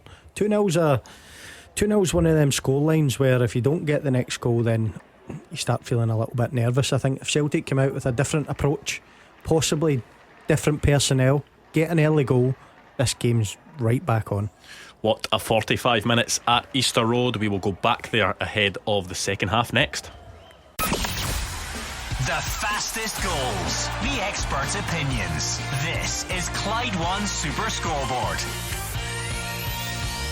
Clyde One Super Scoreboard here until 6 o'clock this evening. If you're only just joining us, you have missed a very interesting 45 minutes of football at Easter Road. The half-time score is Hibernian 2, Celtic 0. Josh Campbell giving Hibs the lead less than 2 minutes into the game, and then scoring once again in, what was that, maybe the 47th, 48th minute, 45 deep plus into 4. injury time. And Hibs have a 2-goal lead. It looks as if the weather conditions are changing at half time as well. The TV presenting team have the umbrellas up, which are blowing about in the wind. It doesn't look as if it's going to be nice conditions, and I don't think the discussions will be very nice in the Celtic dressing room either, Ross. No, they need a reaction, don't they? And they need it quick. Where that's going to come from, could be an individual player. We spoke about it earlier. It could be one of the players come out in the second half and just go into a strong tackle and get everyone going. But they need something and need it quick. Yeah, what was the reaction like in the stadium when that second goal went in, Gabriel?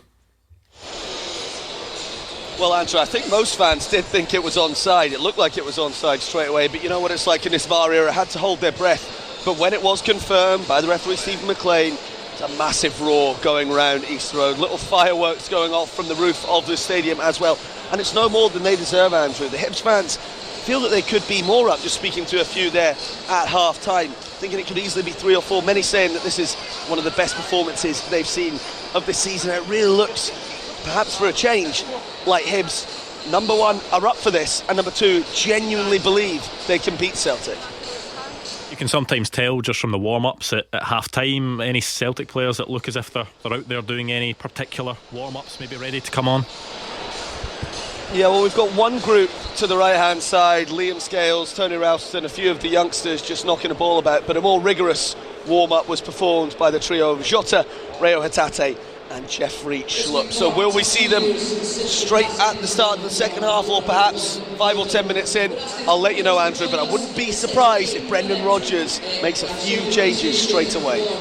Predictions from you three on potential Celtic changes. Will there be changes, and if so, how many? Well, for me, I'd have Jota, Hatate, and who was the third one that you mentioned there? Jeffrey Schlupp. Schlupp, yeah. I'd have all three on now, because I'll stand by what I said. You're saying you would have all three on now. Will Brendan Rodgers do that? I don't think so, but I stand by what I've said. I think the game's gone already. Ross, you don't think the game is gone already, but do you think Brendan Rodgers will make the changes now, or a change at least? Maybe one. I certainly don't think 3, but I don't think anyone could have any arguments if they get taken off. Me personally, I probably agree with you. I'd make the changes as early as possible, but I think these players that have come into the team, I think Brendan will show a little bit of faith with them and stick with them for the first 10-15 minutes maybe. I was going to say, Brendan Rodgers doesn't really have form for making half-time changes, but he doesn't really tend to find himself in a position in domestic matches where he's in need of big changes at half-time, does he? There's two choices. It's as simple as that. He either makes the changes, or he decides to have a few strong words with one or two of his players in that dressing room, organise a little bit better and see how they go in the first 15-10. Because I'm with Ross. I totally understand what you're saying. 2-0, good lead. Hibs are playing very well. You heard the confidence for Gabs about the Hibs supporters, about the way they're playing. It is a long way back, but you know that Celtic team, if they get the next goal and they get it early, all of a sudden Hibs could start defending a little bit deeper, Celtic up the pace a little bit. I don't think this game's going yet, but I'm not too sure what Brendan Rodgers has got to do. I think if you've picked those changes to make them such a half time. The one change I think he'll make, and he'll make the very quickly, is in the left back position. If he doesn't make the changes, the risk is he'll be 3 down, and at that point there's no point, because, be perfectly honest about it, the first 45 minutes it's 2-0 Hibs, but for Kasper Schmeichel it could have been 3 or 4-0 Hibs.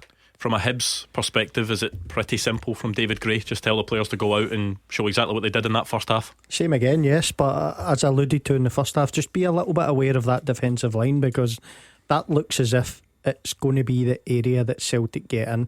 They're a little bit too high. They look as if they're not in unison.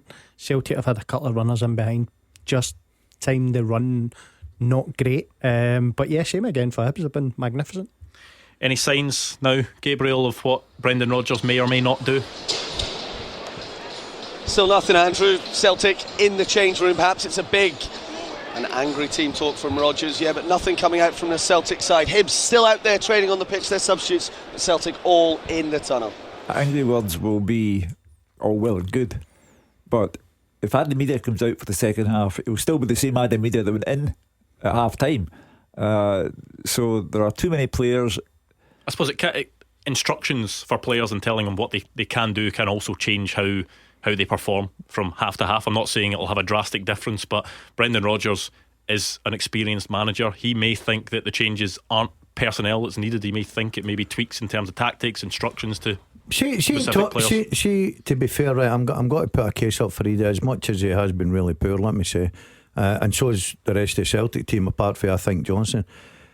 As a striker, you're depending on guys, especially in the wider areas as well, creating chances, getting balls in the box and whatever. I know he had one ball over the top, he messed up big time, but he's not had a lot to go for. I think we do have news of at least one change, Gabriel. Yeah, we do, Andrew. Jota has run straight onto the pitch, fully stripped, number 7 on the back, and just knocking the ball about with one of the substitutes on the sideline. He is coming on, and when he emerged from the tunnel, there was a huge roar from that away section. He is the player that they wanted to see, and he is certainly coming on for the second half. Whether any more do, we'll have to wait and see, but Rodgers is out on the touchline. His players aren't yet.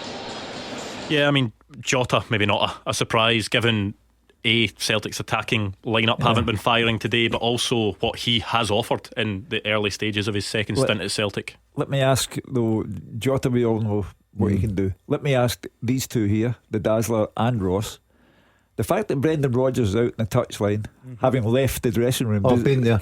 Yeah, does that the discussion you have to get out because you know you're going to maybe say something you're going to regret. He's so disgusted with his players. Yeah, so he's taking himself out of this. I'll be interested. Right, everybody thinks it's Adam Ida. I'm telling you now, I'm going to be surprised if it's not. Not surprised. There's actually, I think, a second change as well. Gabriel.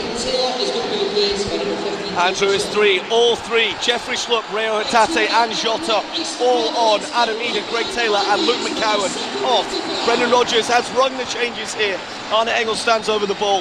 A huge second half coming up for Celtic. 3 changes. They are 2-0 down to Hibs. Can they turn it around? Clyde One Super Scoreboard Goal Flashes with M&D Green Pharmacy. New school year, new bugs. Get advice on infections and viruses at your local pharmacy. Well, you don't see that very often, do you? Brendan Rodgers, 3 changes at half time. Well, I'll tell you, Brendan Rodgers has been at Celtic over 2 different spells since 2017, and over the course of those 8 years, no one has ever seen Brendan Rodgers leave the dressing room before the half-time interval is over and stand in the touchline because, as the Dazzler has confirmed, he's so disgusted with his players that he's get out of the way before anything unsavoury happens. Have you seen what he's done here? He's went to the Bayern Munich team, isn't he? Yeah, that is the team that started on Tuesday night, isn't it? Yep. I think that's he's went in there. And I don't think tactically he's done anything tactically as Celtic come forward here. I think what he's done is he's just decided the 3 subs that's going on, you go and get yourself a shower, and he's left the dressing room and he's now up to the team that was done so well in Germany. I mean, for all that talk about tiredness and fatigue, he's now just relying on the team that went to the well in Munich. Is that more just trusting in the quality that those players have rather than looking at how many minutes they've played over the course of a number of games, Ross? Yeah, they've done it a number of times before where they go and roll over teams. They need a big performance here. I think what Hugh was saying there about Rodgers leaving the dressing room early, that tells me that he's said what he's had to say pretty quickly, and then he's left it to the senior players in that changing room to go and get a reaction out of each other. Your McGregors, your Vickers, your Kasper Schmeichels. Get in each other's faces and get each other going, because it needs to happen quickly. What's the angriest half-time team talk that you've seen from a manager? Well, it's probably someone that the Dazzler knows, John Brown, Big Bomber. He was my under-18s manager. I've seen him throw kettles off the wall. Everything is just so unpredictable. Problem with that was he'd just been boiled. I say that hairdryer treatments, normally that was the Sir Alex thing. The kettle treatment is that. But here we're talking about an elite manager, a manager who has just looked after Celtic against Bayern Munich in the Allianz Arena in the Champions League, and here he is, a normal domestic match, and for the first time in 8 years he's closed the dressing room door, as Ross said, having said what he wanted to, and get out the way because he can't stand to look at them. And that is a remarkable turn of events where Brendan Rodgers is concerned. Well, Celtic on the front foot in the opening stages of this second half. Alistair Johnson did have a ball across the Hibs box that wasn't found by I was going to say a yellow shirt. That's what Celtic are wearing today. They're now working the ball across the Hibs box, across the edge of it. Callum McGregor with a strike, but low and wide. All of a sudden they look better in the opening couple of minutes of the second half than they did for 46 plus minutes. They're starting to get the ball, they look comfortable on it. That Hibs line is now going deeper and deeper. I know what Hugh was saying at half time. See if Celtic get a goal in the next 10 minutes, let me just say this game ain't finished. You just wonder as well, can the changes just spark something, even if it isn't the individual players themselves? But I mean, Jota and Real Hatate and Jeffrey Schlupp have barely touched the ball so far in this half, but Celtic do just look brighter. Sometimes it is the individuals though. I've played in teams myself when you have a member or a couple of members of your starting 11 that are on the bench. You know fine well when they come on, it's like, alright, the boys are on now, let's go. These guys have produced such a high level time and time again. Seeing especially Jota and Hatate, that starting 11, seeing them coming on, that'll be a big boost for them, saying, right, okay, the boys are on, let's have a right go here. I think Hibs tried to take a free kick quickly. Was Alistair Johnson just booked for a foul around the halfway line there? Kieran Bowie just taking him down, stopping a Hibs potential attack. That's a very soft booking. You don't know if it's the fact that in the first half he's had a couple of tackles. It depends whether it comes under the bracket of stopping a promising attack. It didn't look that way. It looked soft for me, but look, at the end of the day, that's the way the referee's seen it. But I think just looking at Celtic right away, you notice they've got a better balance, especially in the middle of the park. Look where Hatate plays in that left side. Celtic midfield three were playing as a line, three of them in the lines, and it was causing them all sorts of problem. I just think, like Ross says, see when you see the top players coming on, and that's three top players that you brought on, gives everybody else a lift as well. Look, all of a sudden, ball through Celtic here. could be through here, but Rocky Bashiri just beats Jota to the ball. Has he injured himself, Bashiri, there? Don't think so. Oh, I thought he was limping. He did sort of shrug there afterwards as if it looked like he maybe just tweaked something there. Do you know what else that does when you bring Schlupp on? It sort of cancels out that long diagonal ball to Miller on the right wing back area. You seen it there, it went, Schlupp won it, no problem.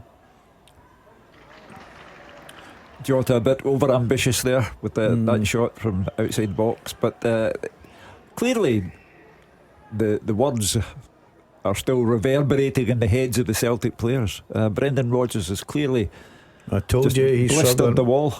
Yeah, he tweaked something. I was just watching his running style there. Obviously I'm very into that. You can see as the ball comes across here, he gets across, good cover from him. He's you can see how much he's putting into it to try and beat Jota to the ball. Be careful, he's got a little tweak. Looks as if he's going to try and continue anyway. Rocky Bashiri not looking towards the bench.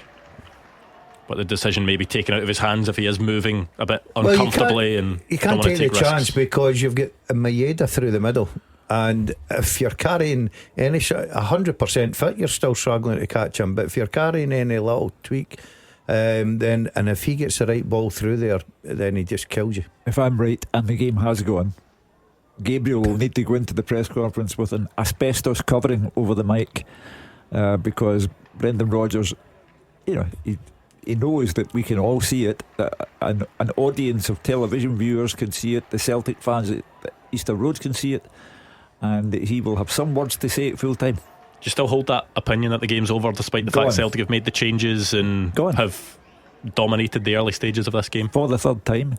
Go on.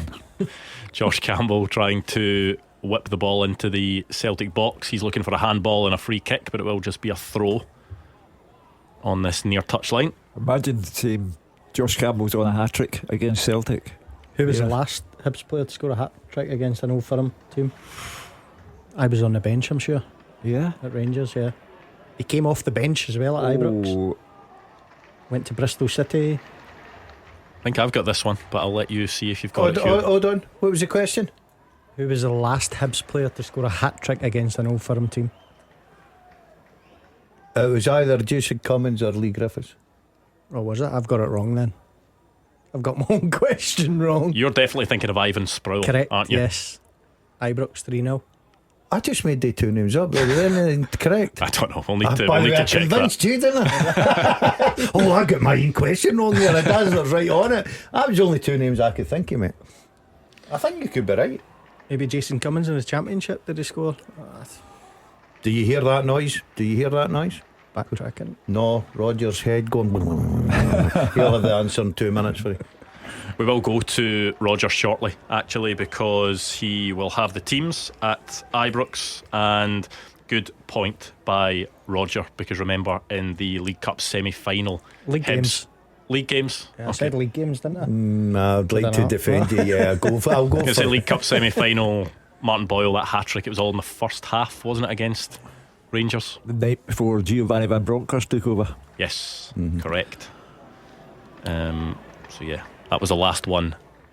Overall, the last League One may well have been Ivan Sproul as Celtic get the ball into the box. Nicholas Kuhn's shot is blocked by Nicky Cadden, and I think a free kick or an offside. The flag goes up. And since we've got that offside, let's go to Ibrox. Roger Hanna has the team news for Rangers against St Mirren.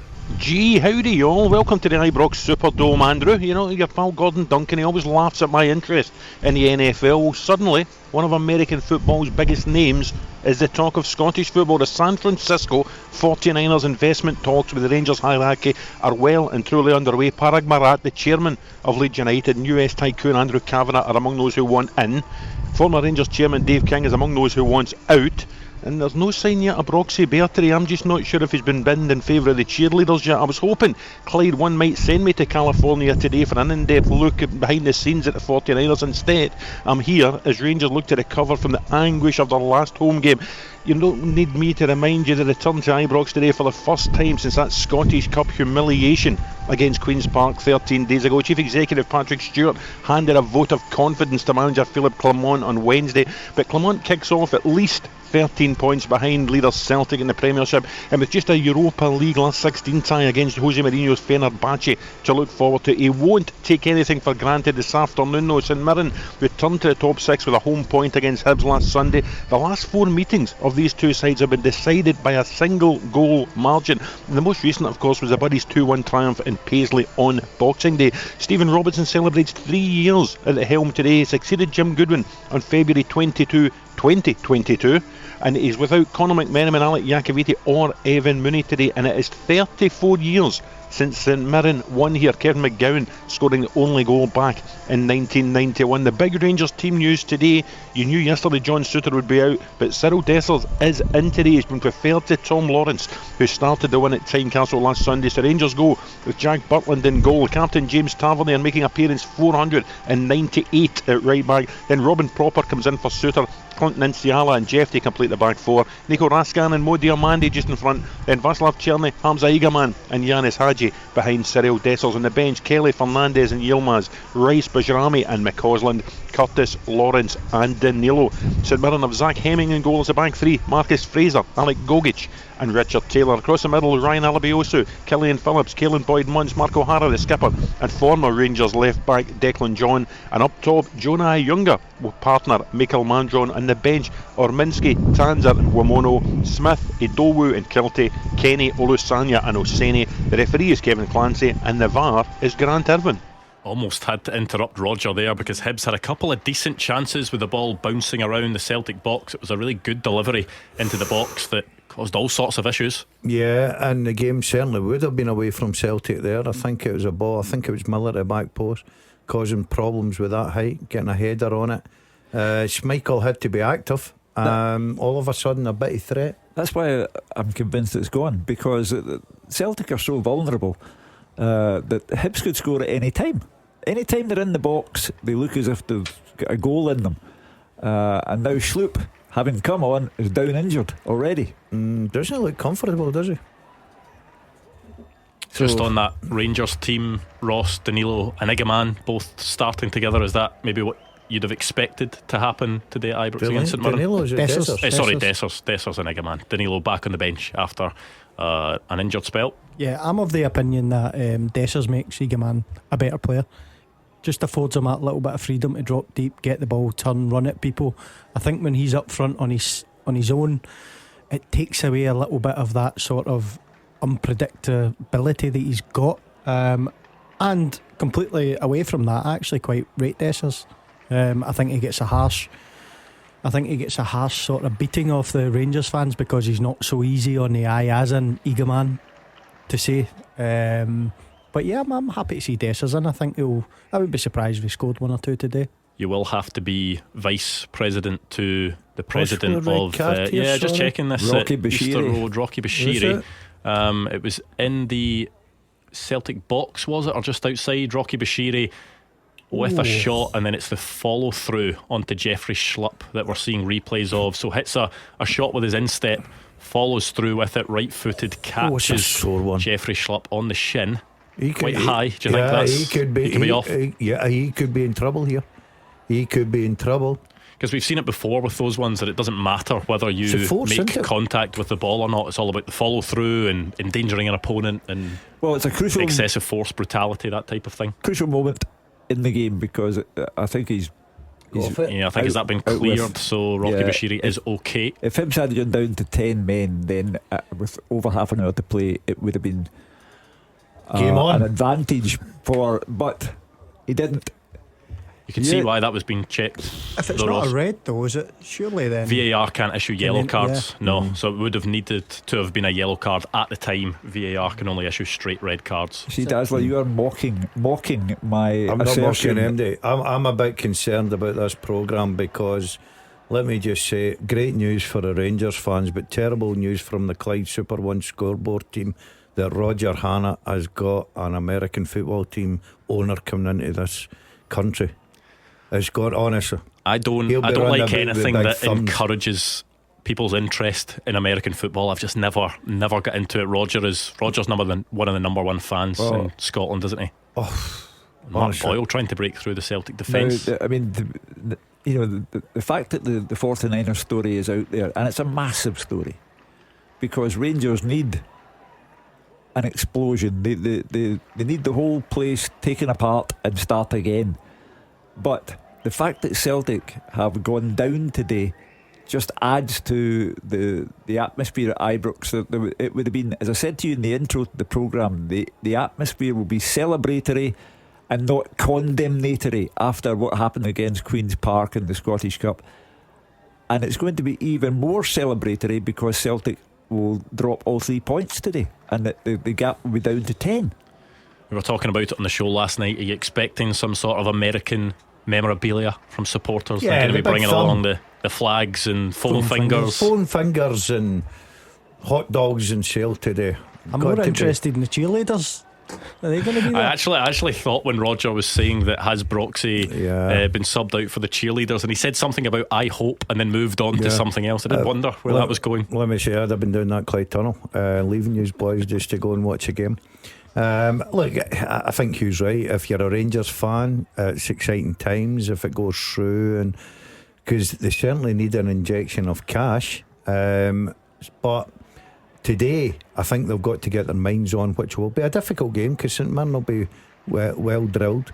I fancy them to win it. I'm with Ross. I'm a Dessers fan. Look, I've stood by him every time on this show. I was just about to say, Ross will need to be the vice president of the fan club because you are president of Cyril Dessers fan club. I'm the main man.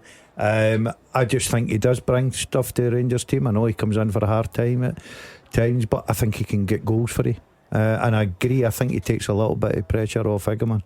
So that's a good enough team for Rangers to go and win today, but it will be a hard game. What was it with Dessers? 28 goals last season, 28, and then what, 18, 19 this season? Yeah, has a very good record in terms of actual goals scored, but it's the ones he doesn't score that are often highlighted by Rangers supporters. But that's a sign of a good striker, to constantly put yourself in them areas to get the chances. They're playing a very, very mediocre St Mirren, who's 0-0 with Hibs last Sunday.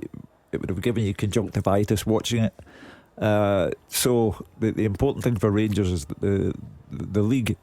I guarantee you at 5 o'clock we'll have Rangers fans on here saying the league's not over yet, because Celtic will lose in Edinburgh, Rangers will win at Ibrox, and it's not necessarily the league title race is back on. But for the Rangers supporters who are getting excited by the 49er story, they will think it is, and it's up to Celtic against Aberdeen on Tuesday and matches thereafter, because this one's gone. Yeah, it was a quick start from Celtic after they made those changes at half time, but started to waver slightly. They've not looked as sharp as they did in the opening minutes of the half. Hibs have ventured forward a couple of times, but it's probably not gone the way that Brendan Rodgers would have been hoping in the opening 18 minutes of the second half. Is a hold up here? Is it a substitution? Yeah, going to be a substitution for Hibs, their first of the game. It's going to be Kukarevich that comes on for them. A different presence up top. Kieran Bowie comes off. He was the one that should have scored at Celtic Park when Twice. He was set through with Kasper Schmeichel, but wasn't able to on that occasion. Celtic ran out comfortable winners. That is Hibs' last defeat at all. 12 games unbeaten. Looks as if they're going to extend that today. Yep. So you're coming round to my way of thinking now. You've jumped in the Keevins. I said unbeaten. I said unbeaten. I didn't necessarily say that the game is over. You jumped in the Keevins bandwagon. Well, is he related to George in any way? This is just a name. No. Or David. No. Oh, forgot about David. George is more famous. No relation. Kieran Bowie, Scotland under 21 international. Makes his way off the park. Mikola Kukarevich comes on. Well, I'd fancy Hibs for a third before Celtic get a first. Hibs haven't really offered anything as Celtic get into the box and win a corner. I mean, it's not as if Hibs have offered too much really in the second half either, but it's not as if they've been troubled too much at the other end. That's where it'd be disappointed. They've not asked any questions of the goalkeeper. You've made the subs at the beginning of their little bit of sharpness impact. They need a goal. Celtic, they're like every other team. They need something to give them that lift, and they need that next goal, and they need it quickly here.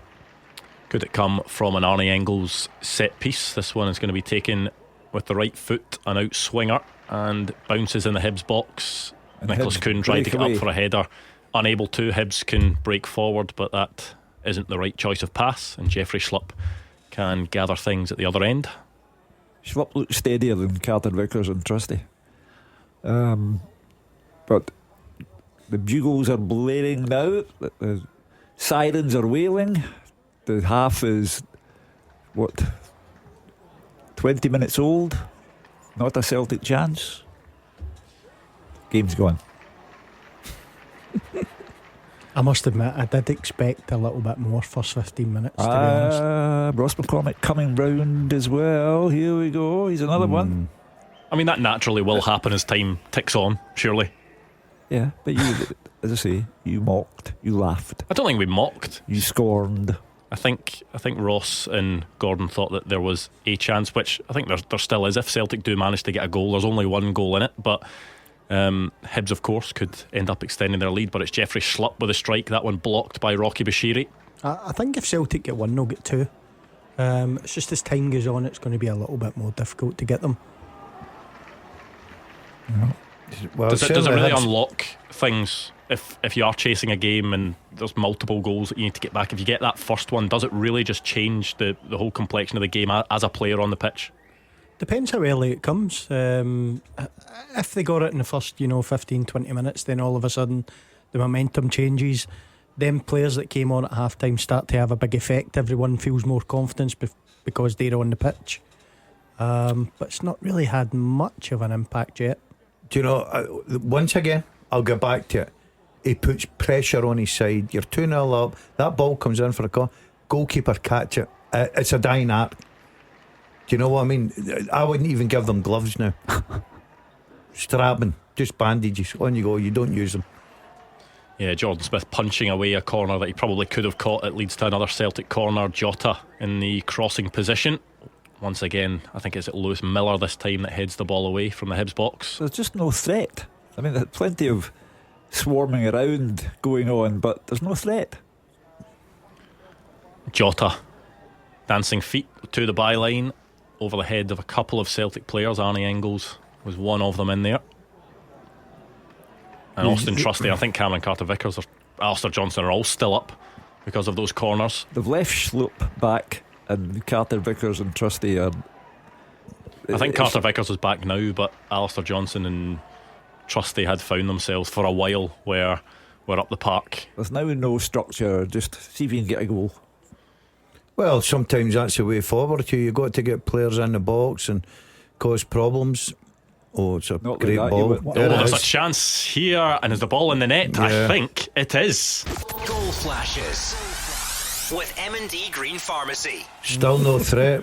Game on Yeah. at Easter Road. Hibs 2, Celtic 1. A bit of good fortune about it because it was a shot that looped up into the air, into the path of Daisen Maeda, who's once again on the score sheet for Celtic. Jordan Smith maybe didn't cover himself in glory, did he? He didn't come for it, but the ball looping up into the air, into the path of Maeda, who stabs it past the Hibs goalkeeper. And Celtic back in this game. Oh, that's terrible. Rocky Bashiri as well. He's a spectator. He's gone to sleep. The only person alive to what was going on was Daisen Maeda.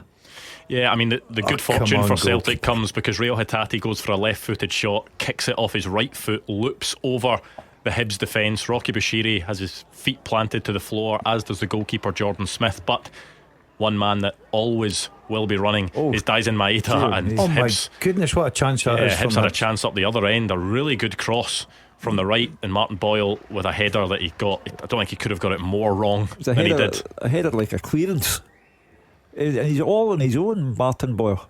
Yeah, you've got to ask questions once again. That ball, easy ball into the box, he's standing there all in his own, you quite rightly say. But I've got to say, well done Maeda. He never gives end up, gets his reward. But the Hibs goalkeeper, Bashiri's fast asleep as well though. Oh, well, Hugh, there's now 20 plus minutes on the clock. Yeah. All of a sudden your confidence is not running out now. Well, you'll have to wait. Well, you just said not that long ago Celtic wouldn't get the next goal. Is it still game over? Yeah. Are you sure? Yeah. Okay. I'm just testing your logic. I am an honourable man. I gave you my word at half time and I stand by it. That's fair. I don't mind a man who sticks by his predictions as Celtic try to work something at the edge of the box. Jeffrey Schlupp. See, people talk about what lift as Celtic come in the box. What lift does that give you for instance Celtic, right? It's what it does to Hibs. They're now in a position of going, we were leading this game 2-0, comfortable. Do we go for a third, or do we try and hang on to the 2-1? Well, you throw it into Celtic's box, just sling it in there, because the way they're going at it today, you'll either force a terrific save out of Kasper Schmeichel or you get a goal. You wonder if it will be Hibs to maybe look to the bench and make some changes now, maybe try and shore things up slightly, but it just depends on what options there are available and how David Gray views it. Yeah, look, to be fair to David Gray, he'll look and he'll assess the goal that Celtic got a little bit of the rub of the green, because they haven't really tested the goalkeeper, and right after it they created a fantastic chance, when Martin Boyle should really do better. Let's be honest, he's got the freedom of the 18-yard box there, but I just think that's giving Celtic a little spring in their step.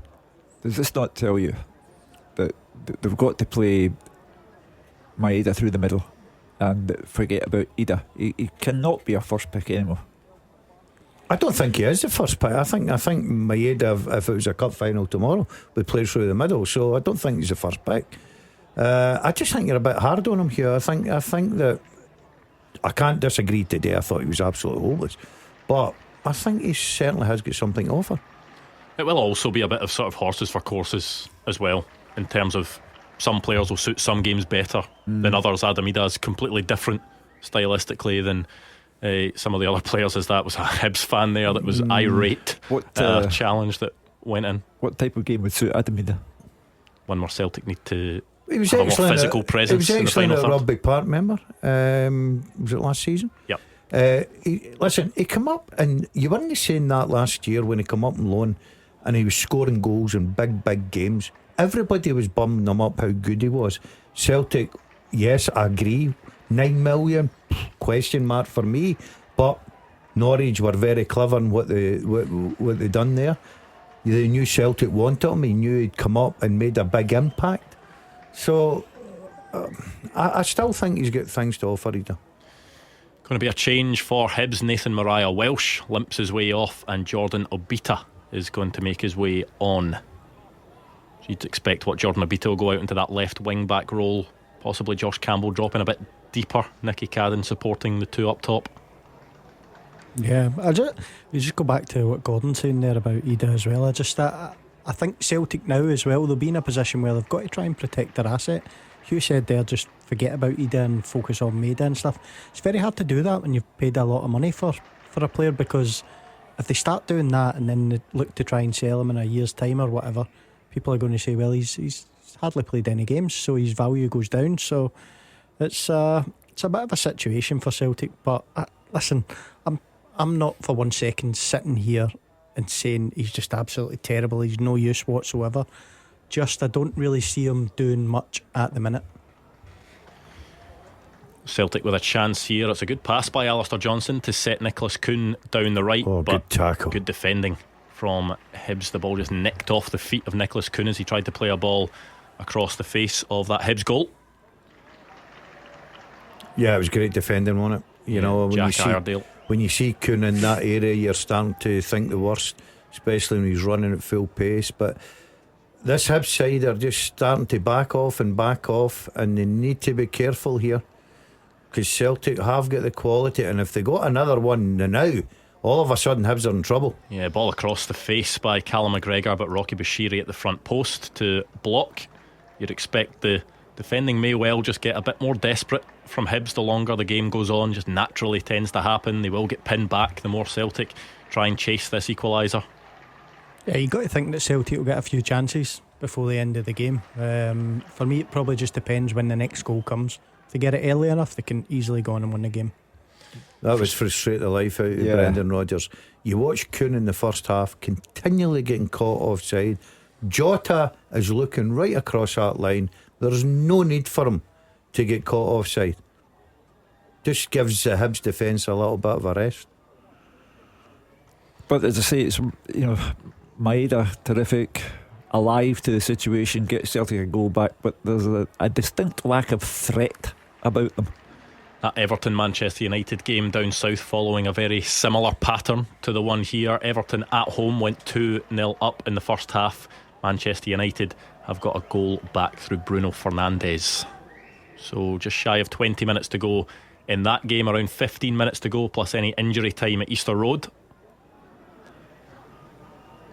Cameron Carter-Vickers' ball away isn't a good one, and Lewis Miller trying to work the space past Jeffrey Schlupp to whip the ball in, but doing what he did well on Tuesday night, Jeffrey Schlupp, and he was up against the likes of Michael Olise, defended very well in those instances, and showing that there against Lewis Miller, not giving him any time. He really has something about him, Schlupp. I mean, over 300 games in the English Premier League, he's more than good enough to hold his own up here. Lewis Miller with the long throw into the Celtic box, and Celtic haven't really dealt with these opportunities. Hibs player goes down. Stephen Maclean was looking, but no penalty given, and Celtic break up the other end. This could be a pivotal moment in this game. Jota down the left. He's got by his man, he's to the byline, he's got a couple of options. Will he go himself? He cuts inside, blocked off the line by Rocky Bashiri. And the Hibs players are going absolutely mental at referee Stephen Maclean. They felt they should have had a penalty at one end. Rocky Bashiri has now been booked for his protest at the other end after he blocked the ball off the line. And I suppose VAR will take a look at it to see whether there should have been a penalty or not. You've seen it back. What do you think? It's Carter Vickers on Kukarevic. Does he pull him enough? No, he does. For me, he does. He feels the contact. They are contact. And I think he throws himself forward. But Jota, by the way, what about that from Rocky Bashiri? Because he's trying to sprint back as quickly as possible. He's clearly still injured from the first half when he pulled up, and still managed to, or was it the second half? Was it when he beat Jota to a ball? But he's been injured for about 20 odd minutes now. Raced back, got to the goal line and blocked. There's going to be a substitution to take place, so I think it probably means that there's not going to be a penalty at the other end. Jota should simply have slipped the ball to Nicholas Kuhn. Look, but to be fair, Hugh, Jota's beaten the goalkeeper, and only for the fact that the defender's got on the line, innit? And he's getting subbed. That injury must be getting worse. I was saying he was trying to sprint back and limp at the same time. Rocky Bashiri clears it off the line, but it's going to be Marvin Ekpiteta that takes his place. Junior Hoylett on for Martin Boyle. So David Gray making those changes to try and see this game out. But what a minute, 30 seconds that was. Well, as I say, I agree with Gordon Dale. The Hibs player Kukarevic has made the most of it. Jota, I can fully understand. He sees the Hollywood finish, he sees the name in lights, but he should simply have passed the ball to Kuhn, and it could have been 2-2. Well, the danger not over. Celtic have a corner whipped in by Arnie Engels, goes over everyone in that Hibs box. Oh, here we go. Oh, there we go. It possibly looked as if there was going to be another stroke of luck for Celtic that time. A miscued clearance from a Hibs player sort of bounced into their own box, but it was actually a bit of a flashpoint now. Arnie Engels and is it Josh Campbell maybe pushing each other, trying to go for the ball, but not a whole lot in it. Celtic's throw in the right hand side. Celtic, they're looking at this and thinking we could get out of here with a point. It's been a great game though, hasn't it? We always say that Hibs against Celtic at Easter Road is one of the games on the calendar that you look out for. There's been plenty of entertainment so far. Yeah, and controversy. I go back to that Brendan Rodgers moment. He left the Celtic dressing room. He could no longer stand to look at his own players, and it's unprecedented in Brendan Rodgers' Celtic career. But they're still lacking the threat. The ball's getting passed around like a parcel, but they're still... Yeah, they need to be patient. You look at the amount of players that Hibs have got behind the ball here. It's very difficult just to play one ball. They've got to try and move Hibs about. Celtic will be patient, but initially looked a bit of a loose pass from Jota. Callum McGregor made it a good tried pass to rescue it, but goes out for a throw in. See, this is probably the scenario where you would want Adam Ida coming on. You know, when Jota's widen that, putting the ball into the box to attack it. They haven't really got that aerial threat to put it in. We're saying that game down south, Everton-Manchester United, was mirroring this game, but Manchester United have equalised in that game. Manuel Ugarte on 80 minutes, so it's all square at Goodison. Yeah. When do they go to their new stadium? Is it the start of next season? I think they had the first game there last week, an under-18s game, just to test things out. Didn't have the full stadium open, but I think one of the stands behind the goal was open. The ball into the box. Dyson Maeda going for a flick. Arnie Engels shot blocked. We did say it will get a bit more desperate for Hibs in their own box, and it's looking that way. It's got to be a long 10 plus minutes for Hibs. How hard is it to guard against that, Ross, when it is at that point of the game where Celtic just keep pushing, and is it quite impossible for Hibs to not just end up sitting deeper and deeper and inviting pressure. Yeah, the problem we've got is Celtic have got so many runners there. There's so many players flooding forward. It just creates pandemonium in your defence. Like, do I go with him? Do I stay? Are you going? Are you staying? It's very, very difficult. And then it's with the quality that Celtic have got as well on the ball. It's like Gordon said there, it's going to be a very, very long 10 minutes here, or plus stoppage time, 15 minutes for yes, the stoppage time is adding, because I've never seen so many players going down. Yeah, just seeing that incident again where Hibs were claiming for a penalty, Kukarevich and Cameron Carter-Vickers. There was definitely a shirt being pulled at one point, but is it the bit where he goes down? There's just not enough in it. Yeah, I think he throws his once. And look, I've seen it many times, and obviously it ends up in a penalty kick. He feels the contact from Carter-Vickers. He does throw his cell to the ground, and then it could have been a double blow, because Celtic went right up the park with Jota, and only for the fact a great defensive clearance. It could have been 2 each. Tom Daly would have been happy with that dive. No. Ridiculous. Just looking at Celtic's options on the bench now, if they were to make any more changes, Yang, Johnny Kenny, the two potentially that Brendan Rodgers would look to. Do you not think that he'll look to either of them? For me, neither would do anything for you. You've got the big hitters out there.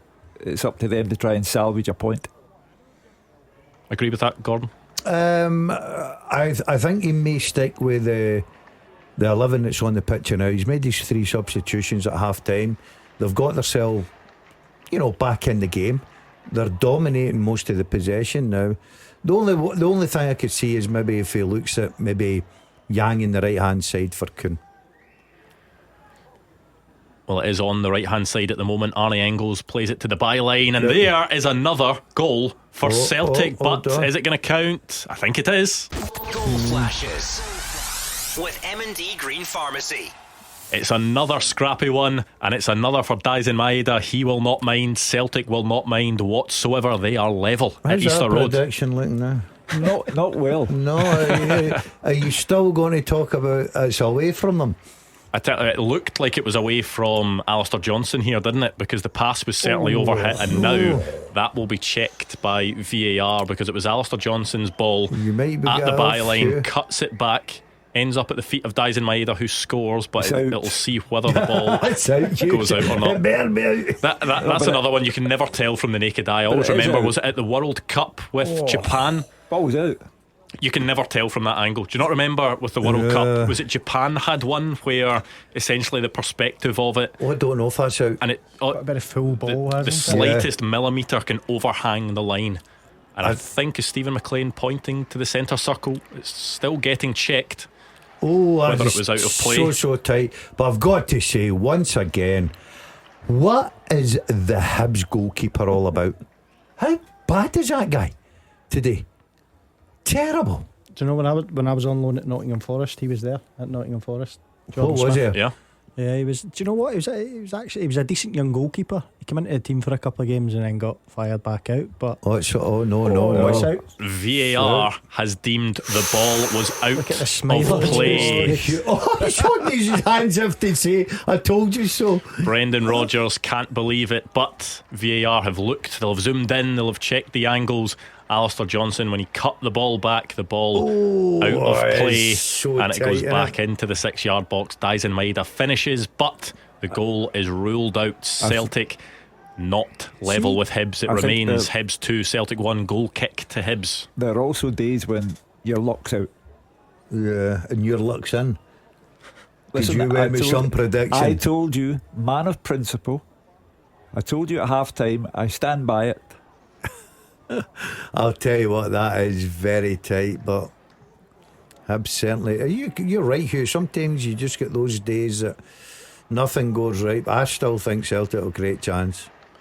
Yeah, still time in this game. 5 minutes plus any injury time, and Celtic do have a bit of space in the Hibs half as the ball's threaded through towards Dalziel Maeda. Back heel trying to find Arnie Engels, unable to. See, just on that, when you've got goal line technology, and if it's over the line the referee's watch goes, could they not extend that the full width of the behind the line. I'd be lying if I knew the technology behind it, but I assume it would be a lot more complicated to do it across the full line, because it'll be cameras focused in specifically on the goal line. Surely it's just two cameras, and whatever happens you can zoom in the same way two as watches, one for the goal line, one for the byline. Yeah, how the technology extends is beyond my pay grade, unfortunately, but they've come to that decision and the goal does not stand. Hibs 2, Celtic 1. As time ticks on, Celtic will of course keep on pushing. I think the day is a combination of Celtic's own laxity in the first half, putting them 2 down, grateful to their goalkeeper Kasper Schmeichel for it not being more than 2 goals down, and then they've made the changes at half time. They've really gone at it second half, but also the combination of laxity and bad luck, and a millimetre has cost Alistair Johnson the ball and cost Maeda a second goal. Fraser Wishart of course pointing out that we don't have goal line technology in Scotland anyway yet, so yeah, that was a sort of added cost I think that was maybe put to the clubs and was decided against at the time, so it wouldn't come down to that, but they need evidence essentially that the full ball was out to be able to overturn it, so they'll have been satisfied that they do have that. I think you can see the angle of Alistair Johnson's leg, that it's way over the line. His leg, not the ball, but the ball was in full over the line. Celtic do have just shy of 3 minutes. Just seeing some sort of zoomed in pictures now being sent, but it's always hard to tell. I mean, you can see that yourself, that from that angle certainly the whole ball looks over the line. Yeah. There's then the perspective of it obviously looks different from above, and is any of the ball overhanging, but as I say, those at Clydesdale House in the VAR room will be satisfied that the ball was fully over the line. Who's on VAR today for the Celtic Hibs game? Good question. I'll get That's a very good question. Gabriel to clear that up for us. Who? Philippe Clement.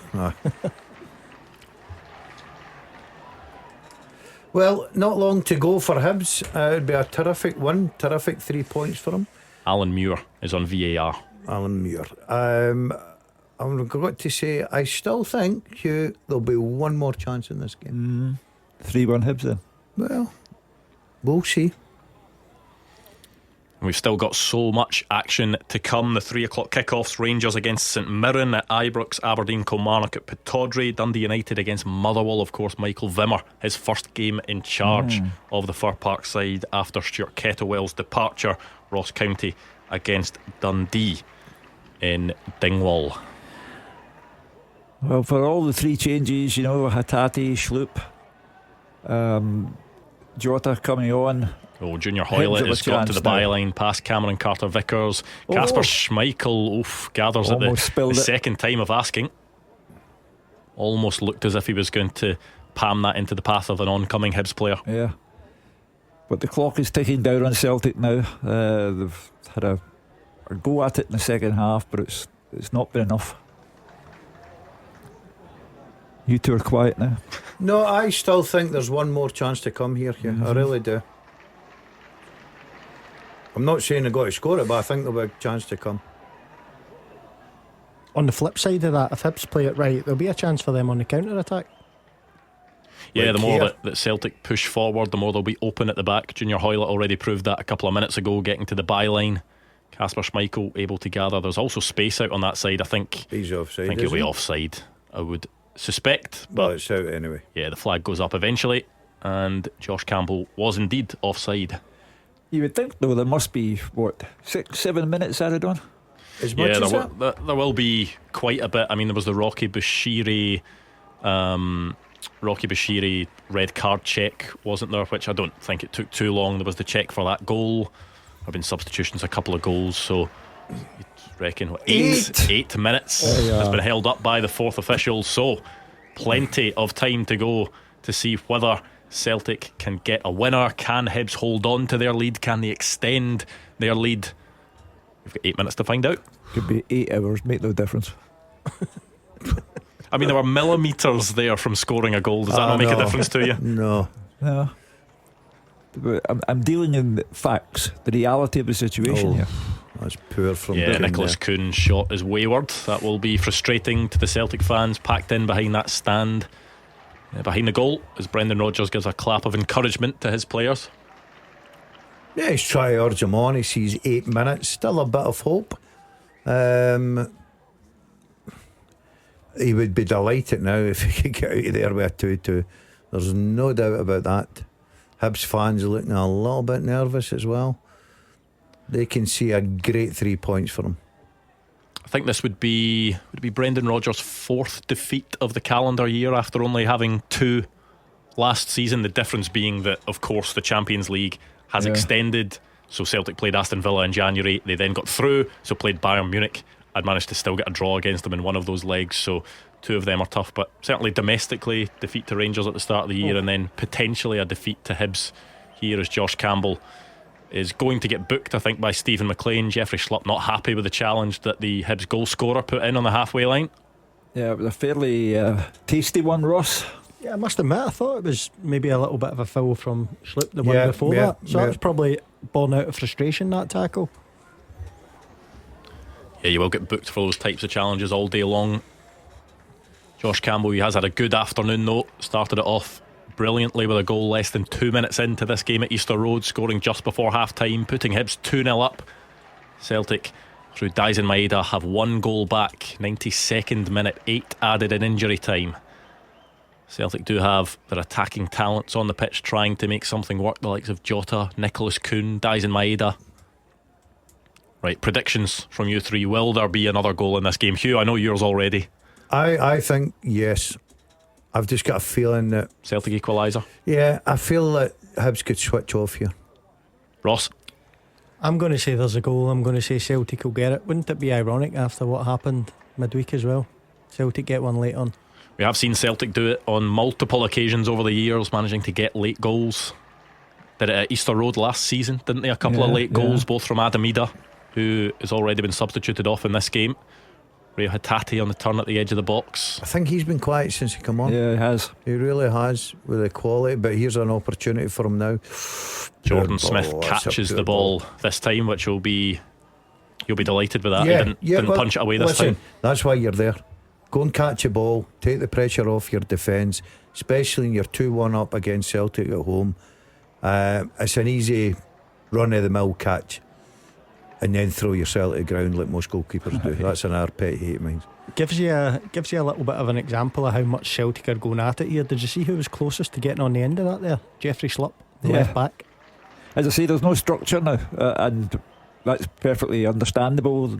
Just throw everything at it, the kitchen sink, the whole business. But I just feel it's one of those days for Celtic. Yeah, when they think they get back in, that sort of takes a little bit out of you. You get back into the game, you're running back up the pitch, you're thinking we can now go and win this 2-2, and then obviously the situation, the decision with the ball being out cancels that out. I think that deflates you a little bit.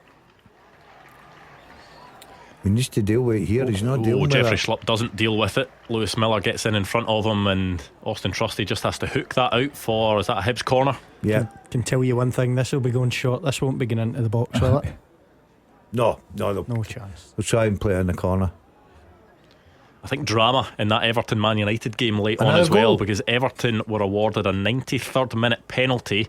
Referee Andrew Madley went to the screen, overturned his decision. Everton's official Twitter account tweeting saying, VAR tell referee Andrew Madley to go to the screen. He opts to remarkably overturn his decision.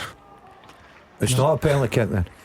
No, he awarded it, was sent to the screen, decided to change his decision, and Hibs have decided to try and keep this ball in the corner. Rio Hatate's fouled. Celtic will get a free kick that they will try to take as quickly as possible. Away. No, what's he done there? There's a free kick's been given. It's not a free kick there, that's for sure. But he's got away with it. And Celtic have got 3 minutes left in the clock to get some. Well, it's a minimum of 8 minutes. Not right, minimum of 8 minutes, correct. Yeah. Play all day. So it's going to be Jota this time, cutting inside, trying to get the ball back from Rio Hatate. He does get the ball back from Rio Hatate, but A free kick has been given the way of Hibs. Jeffrey Schlupp with his arms outstretched, can't quite believe it, but did he just barge into the back of Lewis Miller to try and get past him? Yeah, a bit frustrating there for Celtic, and that's what Hibs are looking for.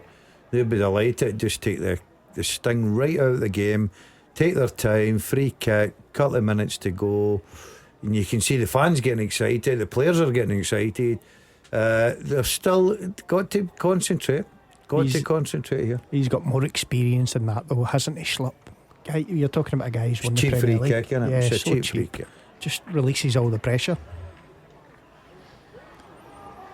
Yeah, Jordan Smith launching the ball into the Celtic half. Not sure it's going to be pretty for the next couple of minutes, but Celtic will be trying to get the ball as quickly up the park as possible. Hibs will maybe trying to waste as much time as they possibly can and win the ball back in midfield through Nectar Triantis. How are you two doing in the forecasting department here? I'm coming round to your way of thinking. In fairness, you all predicted a Celtic victory at the start of it, so none of you are winners. Yeah, we did. I wasn't as comfortable with as Hugh was at half time, saying the game was away from Celtic and it was done. But all credit to Hibs. You need a little bit of luck sometimes, and they got it with the ball being out of play. But first half I thought Hibs were excellent. Got off to a good start as well. Early goal gave them that confidence. That'll have been a frustrating one as well. Jeffrey Schlupp just passing the ball out of play, unable to start an attack, but they can try and make something work down the right. Nicholas Kuhn has the ball across the halfway line. 97 minutes on the clock. Daisen Maeda chesting the ball down. Arnie Engels winning the second ball. His initial cross blocked. Hibs can put a foot on it to send it into the stand. Got to say as well, usually as a player you see 8 minutes come up and it gives you a little bit of a lift, but Hibs have seen this 8 minutes or 7.5 minutes out anyway pretty comfortably. Yeah, maybe not the reaction to that, because after Celtic's goal was disallowed, that goal that would have been the equaliser, can that sometimes prove to be just an extra motivation to go and make sure you do get that goal and it does stand. I think a throw-in's been given. Josh Campbell celebrating with the Hibs fans. You ever seen players celebrating a throw-in the way the Hibs players just celebrated that? I suppose 97-55. He thinks it's over. Yeah, Miller can throw this right into the Schmeichel's hands from where he is. Yeah, camera focusing in on David Gray. What a victory this would be for David Gray and his Hibs players. They would go 13 unbeaten, but this would undoubtedly be the best result of those 13. It's game over at Easter Road. Gabriel. Full time, Hibs 2, Celtic 1. What a game here in Edinburgh. Despite a late rally led by Daisen Maeda, Celtic were unable to battle back after a shocking first half, where 2 goals from Josh Campbell gave Hibs a deserved lead. Brendan Rodgers' side thought they'd equalise with just 10 minutes to play when Maeda smashed the ball in from close range. The referee initially gave the goal despite the fact it looked like the ball may have gone out of play during the build-up when Alex Johnson crossed it. VAR had a look and were happy that they had enough evidence that the ball was out of play to overturn a decision and disallow the goal. Rodgers was livid on the sideline with the officials, who he's just going over to shake their hand now. But Rodgers also livid with his team after that 90-minute display. It all started within the first 2 minutes, Andrew. Celtic's defence all over the shop, looked physically and emotionally drained after that Champions League game on Tuesday night. And Josh Campbell found himself in so much space, easily just slid the ball past Schmeichel to give Hibs the dream start. And the Hibees were totally on top. They got their second just before the break. A great header from Campbell in off the post after he found himself between the centre-halves again. And you would say that the result at half-time was actually flattering Celtic. Hibs could have been further in front. That's why Rodgers rung the changes at the interval. Schlupp, Hatate and Jota all on. Kasper Schmeichel made a couple of big saves to keep Celtic in the match, and then Maeda dragged Celtic back into it. The man of their moment right now, the Japanese striker. Reo Hatate skewed a shot high into the air, and Maeda somehow got onto the ball before it went out of play. Squeezed it past Smith in the goal. The game just kept giving. Hibs thought they should have had a penalty, but straight up the other end went Jota. He ran the whole length of the pitch, rounded the keeper, and had his shot blocked on the line. A huge opportunity. He could have squared the ball. And then, as we know, Celtic thought they had the equaliser, but it was disallowed. Hibs, in the end, hanging on but a deserved victory for David Gray's men, and the biggest, undoubted, of his reign here at Easter Road. And you can just hear what it means to the supporters here, the players lined up away in front of the fans with the sun literally shining on the stands here in League. Hibs up to 4th in the Premiership. Celtic losing just their second Premiership game of the season. What a match, what a way to start the weekend. Full time here, Hibs 2, Celtic 1. Well, what a rendition that was from the Hibs supporters. Sunshine on Leith, a huge victory for them, a huge victory for David Gray, and a defeat for Celtic, their second of the league campaign, and it comes at Easter Road. What a start to the action today, and it is far from finished as well, because we have plenty of 3 o'clock kickoffs to bring you. They'll be up next. The Clyde One Super Scoreboard Podcast. With Luker's Jaguar. Looking to sell your Jaguar? Contact them today for a no-obligation quotation. Take my money. Let the ceremony of succulence commence. The KFC Kentucky Original Wrap for $2.49. Visualize the wrap. Order the wrap. Eat the wrap. Get the deal? Believe in chicken. KFC. Until 16th of March, subject to availability. Participating restaurants only. Not available on delivery. See website for full T's and C's. Cappuccino for Kristen. Oh, sorry, mate. I've forgotten my card. All right, of course you have. Third time this week, just saying. I'll get the next ones, promise. No need. Oh, thank you. You can just send me £4.70 with your PayPal app. For your double shot oat milk skinny caramel latte with extra foam. Oh, don't forget my sprinkles. Don't just pay. PayPal. A PayPal account is required to send and receive money.